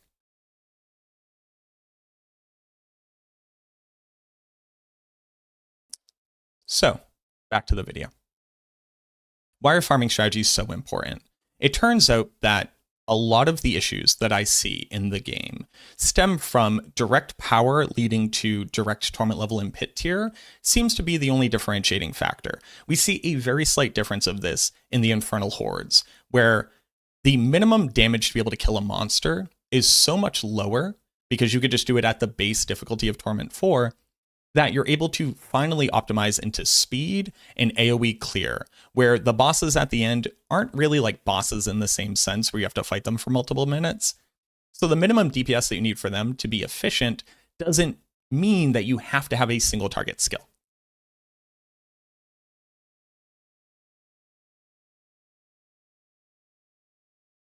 This is like the only differentiator in farming strategies and build power, what makes builds strong. If every build has to be able to push the highest pit tier and what they can accomplish is directly related to the value of them, the developers have almost no way to make interesting changes or have skills that do something other than kill a pit boss. If instead I could just have a build and a purpose where farming the Helltide is all that I cared about, I could tailor it to that. That could be my farming strategy, and builds can be valued in different ways for their ability to do that. Versus the Undercity, versus Infernal Hordes, versus pushing in the pit, versus bossing. There was a point where being able to kill a boss very quickly was not the norm, and there were like Bone Spirit builds that all you did was set up like 10 seconds of pre-buffs and then one-shot the boss. Bone Spirit sucked for everything else, but it could do that. Remember like the big Barbarian bonks that you had to bring people in to kill your Duriel? That was a farming strategy. That was builds having value outside of their ability to do all content. If farming strategies could be organically or emergently brought back into Diablo 4 where your build's power isn't directly related to an item power, an item value, and whether or not a build is good, isn't just tied to whether or not you can push the highest pit, but instead you can participate in a niche form of the market, or a niche form in farming, or a niche form in group play, all of a sudden, the balance of builds, the balance of classes doesn't have to only serve one purpose, but instead could serve multiple purposes. It adds more levers, it adds more value, and what it does is it differentiates build diversity, as opposed to everything having to have a minimum pit level that it can run. So if you're going to put Torment tiers into the game, and you're going to increase them, which it sounds like you are, please consider differentiating the value of them, and then using this as a way to be able to determine the relative value of differences in skills and builds and item combinations, so that farming strategies can flourish and we can continue to expand on what it means for a build to be powerful, rather than what pit tier can it run, and then what time do you get on the tower. There you go. That's what Torment tiers could do. That's what I hope Torment tiers don't do. That's the value of being able to better differentiate between tiers. Let me know what you think. Thank you very much for watching this video. Leave a like on it. Subscribe to the channel if you liked what I talked about. If you agreed with me, if you disagreed with me, either way, let me know down in the comments. I would love to be talking to you. I think that this is one of the best times for us to be, since we have gained new information, be able to start determining how we feel about that information and develop feedback, because it seems like the developers are really interested in hearing it. So let's go argue down there. Be polite about it, obviously, but let me know what you think. Thank you so much for watching. I truly, truly hope that this helps, and I look forward to seeing you in the next video.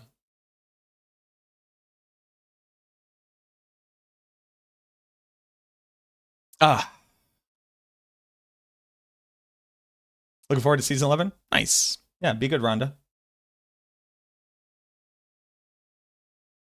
The devs should interview you, Bobby. I don't think that they need to interview me. I get more than enough opportunities to talk to the developers, but I'd be more than happy to do an interview with them on whatever is upcoming for sure.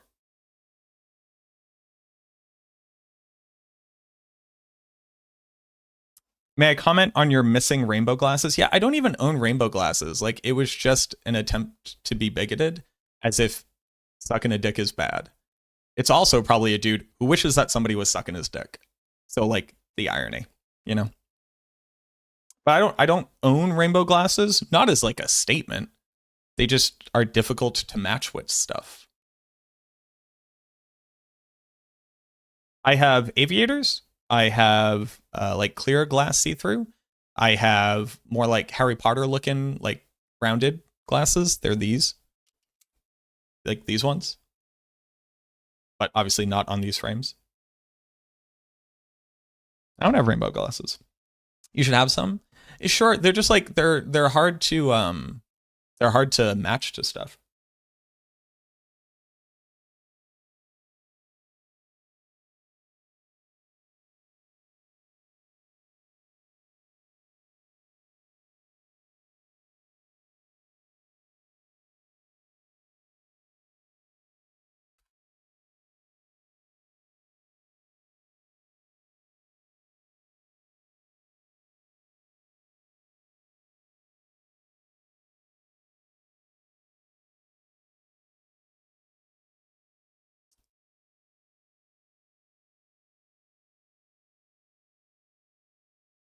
Tie-dye? Well, you can't wear two different patterns. Oh, and by the way, I was very fashion forward long before I was ever gay, so let's get past that stereotype. But you can't wear two patterns. Like wearing a rainbow pattern and then wearing a random tie-dye pattern, it just clashes a lot. I know people do it because it seems like it matches, but it doesn't really. And I am a bit of a slave to fashion meta. Glad the ISP got the stuff together. So here's the thing. It's better, but it's actually not what it should be. And also they stopped calling me. So I am going to have quite a word with them because I'm not getting the speeds that I'm paying for. And if you're not giving me what I pay for, then you're failing to deliver.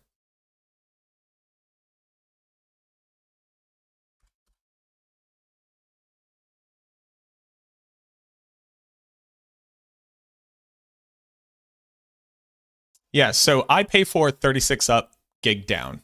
I'm getting 800 down, 13 to 25 up. So That ain't it. But luckily I am able to stream, so I will take that as a W. Where what fits in is comfortable, my wife hates it. Well, I would never like, so, I mean, when I was a toxic, you know, young 20-year-old, I'd be like, bro, your belt is wrong. Because it turns out that the leather of your belt is supposed to match the color of the leather of your shoes. Since most people aren't using leather, it should still match, right? And this has to be a secondary color that works with the primary color of the shirt and pants, with the shirt offsetting the difference of the pants. And if you were to wear pants with a jacket, the jacket is supposed to match the pants. There are these, you know, what suit culture has taught us are rules about what men's fashion looks like. But obviously enough, I stopped doing that unless somebody asks me.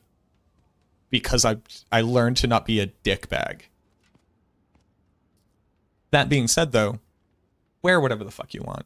Who cares, dude? We died so young. Who cares? I have multiple switch belts. I have a white-black switch belt, a gray-black switch belt, a brown-black switch belt, and then I have primary belts.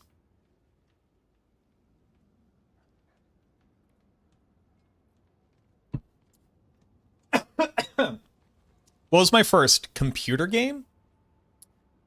It was like this like mech arena game on a floppy disk. I don't really remember the name of it.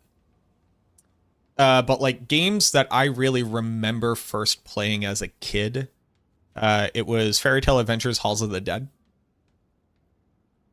Where can you get Jal Rune? I don't know what a Jal Rune is.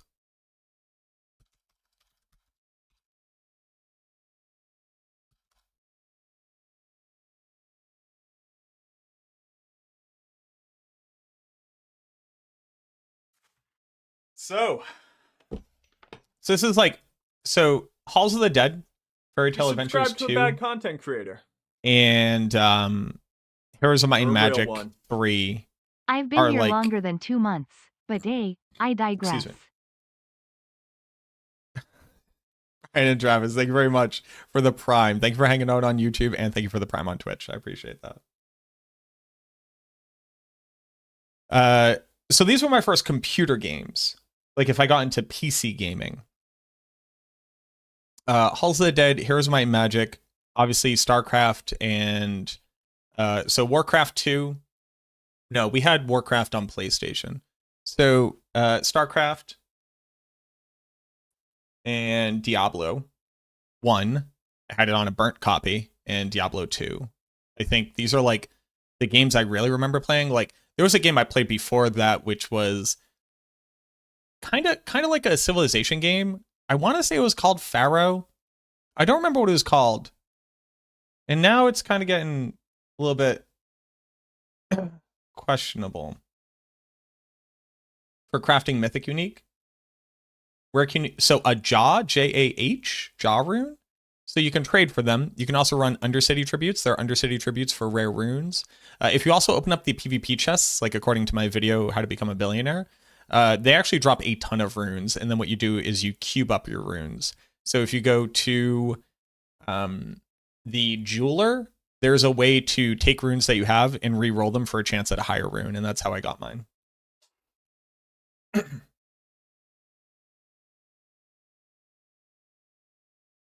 I also I watched my cousin play, Red Alert. But actually gaming, like playing any video games at all, I started on the NES and Sega Genesis. So I had never played an Atari game, but Sega Genesis and the original Nintendo. So there I played Yo. Good lord, it's been a while. Wired with the 40 months. It has been a while, Boo Boo. How are you? We're talking about old games. Oddly enough, probably a similar topic to the last time you were here.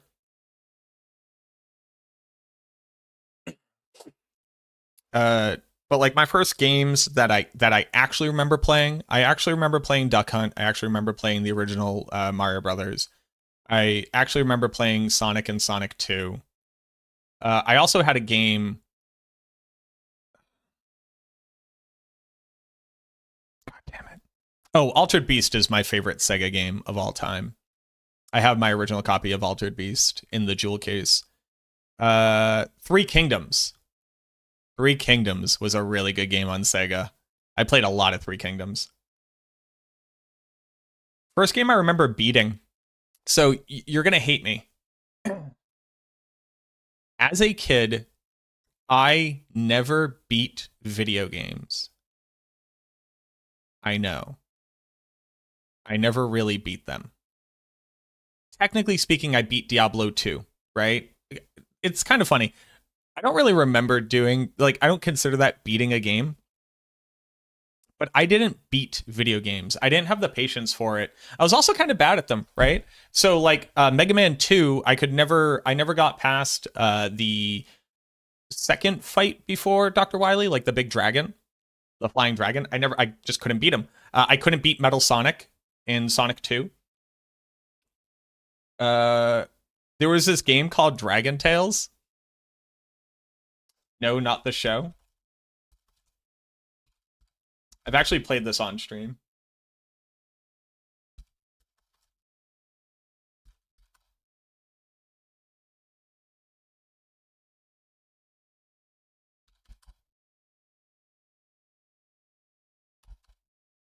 No, what's it called? No, not Dragon Tales. Dragon Story PlayStation game?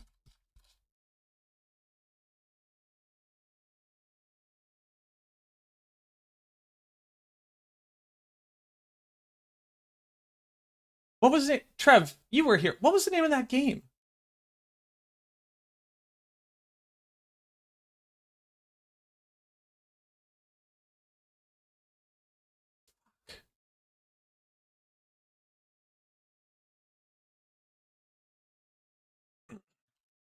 No, it's... Oh my god. Dragon... So, funny point and click Dragon game PlayStation. Blazing Dragons. God damn. Blazing Dragons.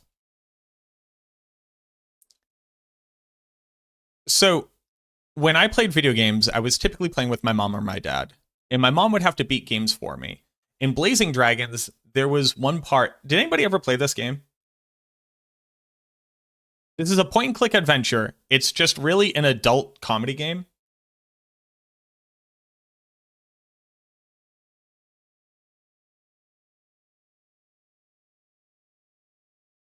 Okay. This is a point-and-click adventure where you are like a smart dragon in... there's like a dragon, you know, king, and there's the dragons of the square table. And... there was one part of it. There were two things I couldn't beat. There was one part where you had to like do a catapult aiming contest, and I just couldn't beat that. And then there was another part where you basically played DDR, and I could never beat that. So my mom had to beat this for me. So, yes, dude. So you can play Blazing Dragons. I fucking love Blazing Dragons.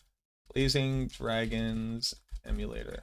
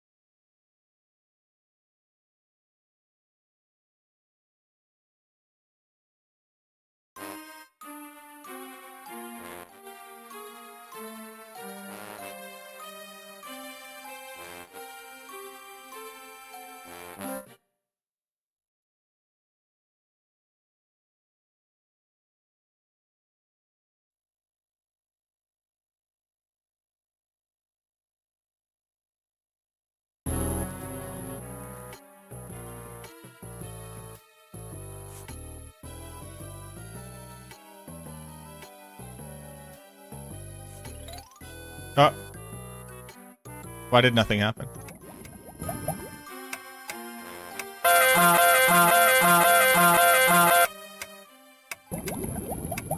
Oh, it's not... It's not doing their stuff. It's broken.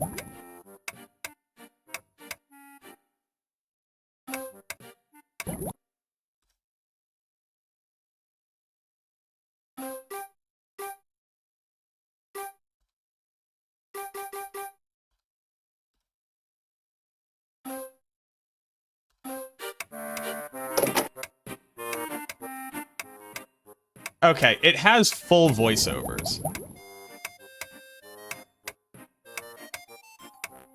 And it's a hilarious game. If you can find a copy of it on PlayStation, I highly recommend playing Blazing Dragons.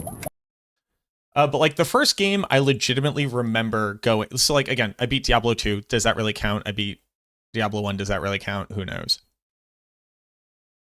The first game I remember like sitting down and myself beating is probably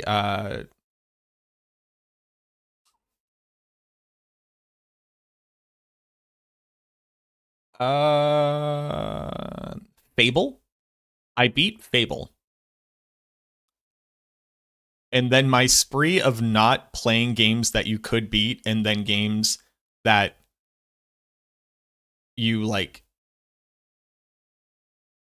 Have you seen the video game embedded in an episode of Community?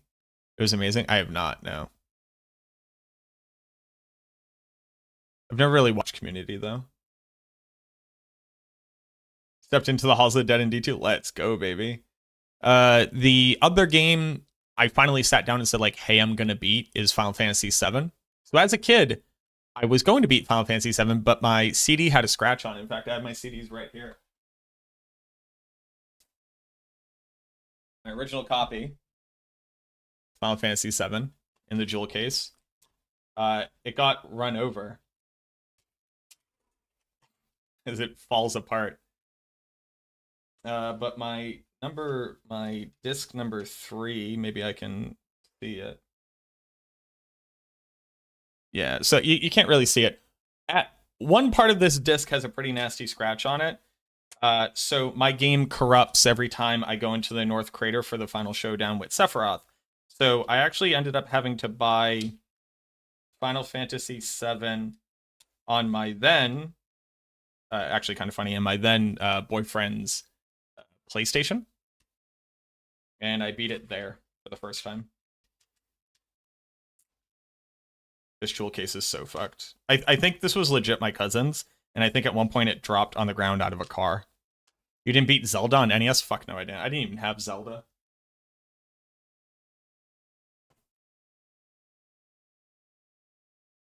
On NES, we had Duck Hunt and Mario. We had Mega Man 2. We didn't have a lot of NES games. I got more Super Nintendo games. But my family just never got into Legend of Zelda, so I never played it until Ocarina of Time. Oh, I beat Ocarina of Time as a kid. There we go.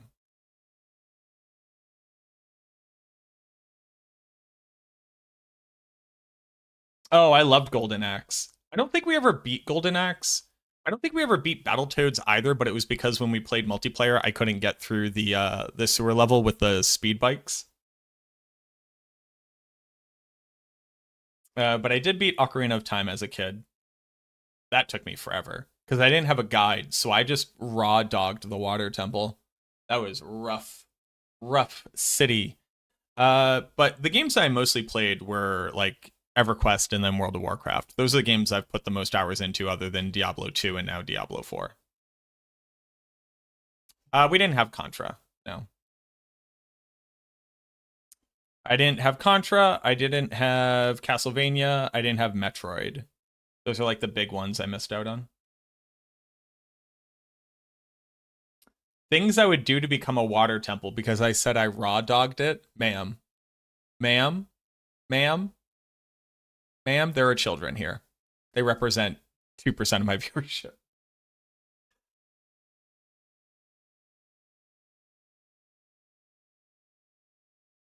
But yeah, if y'all also haven't played Halls of the Dead, y'all gotta go play this game. This is a good fucking game. It is about as harrowing as this shows, actually. What else?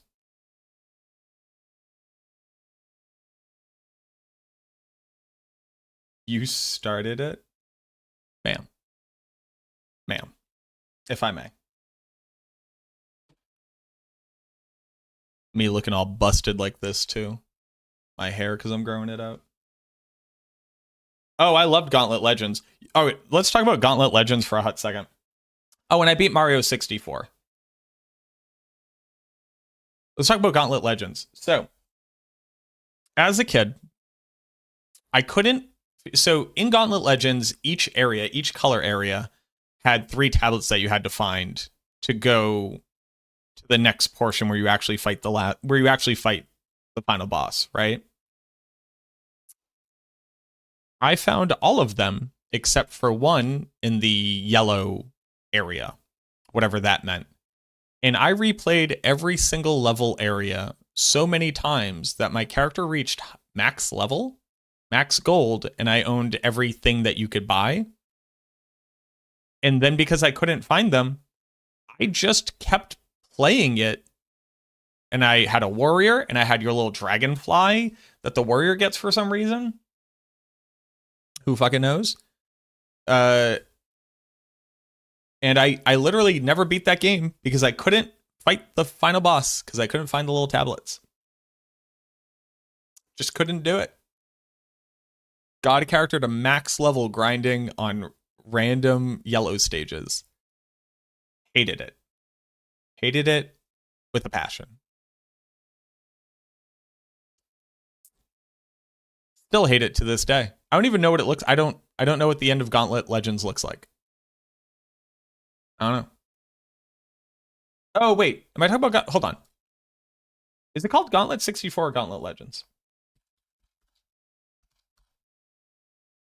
Gauntlet Legends was ported to Gauntlet 64, right? Like, there's just one Gauntlet on Nintendo 64, and it's Gauntlet. Yes, okay, it's Gauntlet Legends.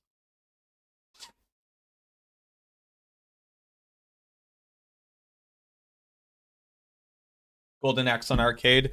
No, when I was playing arcade games, it was in the golden age of all the licensed beat 'em ups. So the X-Men beat 'em up and the Simpsons beat 'em up. And yeah, so I never played Gauntlet. I never played Golden Axe. We never had Double Dragon.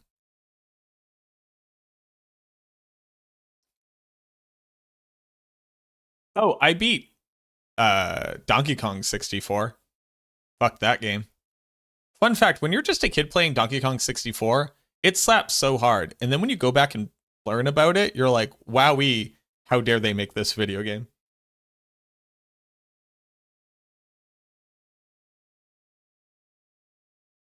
Actually, there's like a local barcade around here where like the price at the door gets you infinite play in the arcade. And they do have a DDR machine, which I'm very excited about. And they do have the X-Men beat 'em up. The issue is that the buttons are like broken. So Nightcrawler, my favorite X-Men in the X-Men beat 'em up, you can't use his special ability. Sucks so bad. Oh, and the Ninja Turtles beat 'em up too, of course.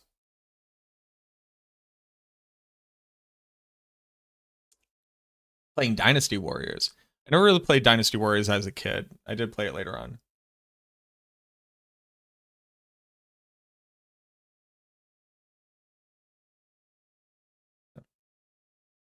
Oh, and I never beat Altered Beast until I got it on like Xbox Arcade with infinite resets. Because damn, dude, if you are not good at Altered Beast, you can't beat that game. It's too hard.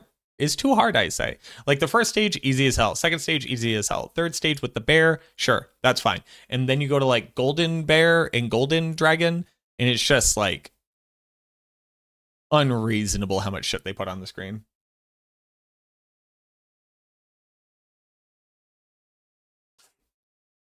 Remember Double Dragon the movie? I do not remember. No, I remember Street Fighter the movie.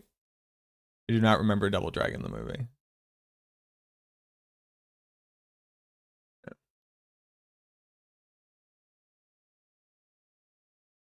Dynasty Warriors 3 was legit and it had Lubu, but Dynasty Warriors 5 was such a good one and it had Lubu. I'm seeing a pattern here. I'm seeing a Lubu pattern. Oh, real quick, what time? Time check. I'm going to the gym at 6. That's an hour away.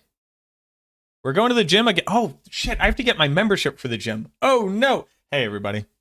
Hey, I just realized that I forgot that I have stuff to do today. Hence why it says later stream. He's also a gym goer. We haven't been going for a little while, and we are finally now moved into our new house, and our friends also have a membership, so we're going to start going. So, of course, rather than try to pull back on any of my numbers, I'm just going to do all the same sets that I did before, and definitely not hurt myself. Haha.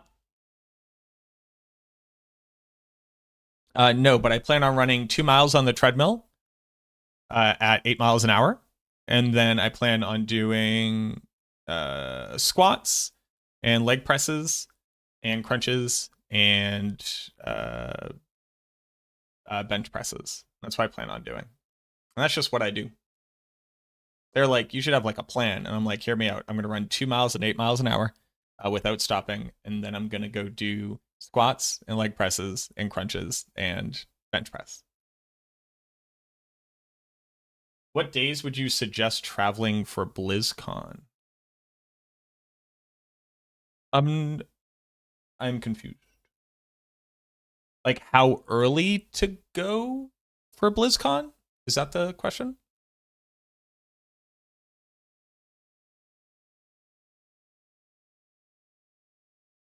Being a day early or late?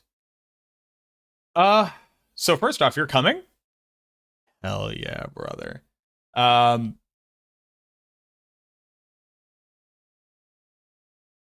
Looking at it.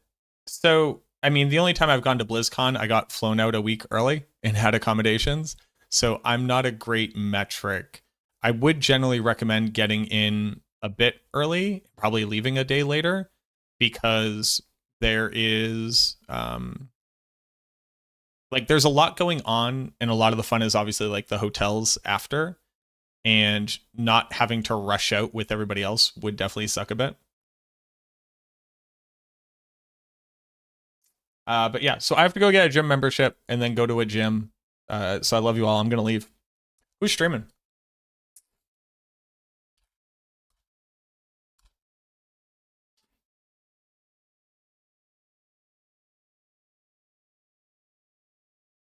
All right, who's streaming? PD2 5-year. Oh fuck! I'm gonna put you all on. I'm gonna put you all on Project Diablo 2. That's what I'm gonna do. Oh yeah. I'm gonna bring you all over to Senpai Something. Senpai Something is a frontman for Project Diablo 2, the best mod of the original Diablo 2. It's not even close. They're on their 5-year anniversary. So we're gonna go hang out with them. Alrighty, y'all. That's gonna be it for me. As always, auf Wiedersehen, au revoir, arrivederci, sayonara, so long, ciao, kap kun krap, sawadi, gute Nacht, hasta mañana. I love you all very much. Treat yourselves well. This is how long my hair is. The bourgeoisie doesn't care about us. The oligarchs don't care about us. The billionaires don't care about us. You are not one paycheck away from being a billionaire. You are one paycheck away from being impoverished. All right, let's find some empathy for each other. Let's keep the working class strong. Make sure that you're participating in local politics. Make sure you're taking care of yourselves. Go drink some water, eat some food, get away from the screen, do a stretch. Try to follow up on that thing that you've been meaning to. You've been trying to make that call. Maybe go do it now. Treat yourselves well. Love yourselves. Go check out Senpai Something and team. These guys are amazing. They make an amazing mod. Love y'all very much. That's my boy Pilot. Hell yeah, Pilot. I miss you, boo-boo. Good to see you. But there you go. That's enough of me yapping. Treat yourselves well. See you all again.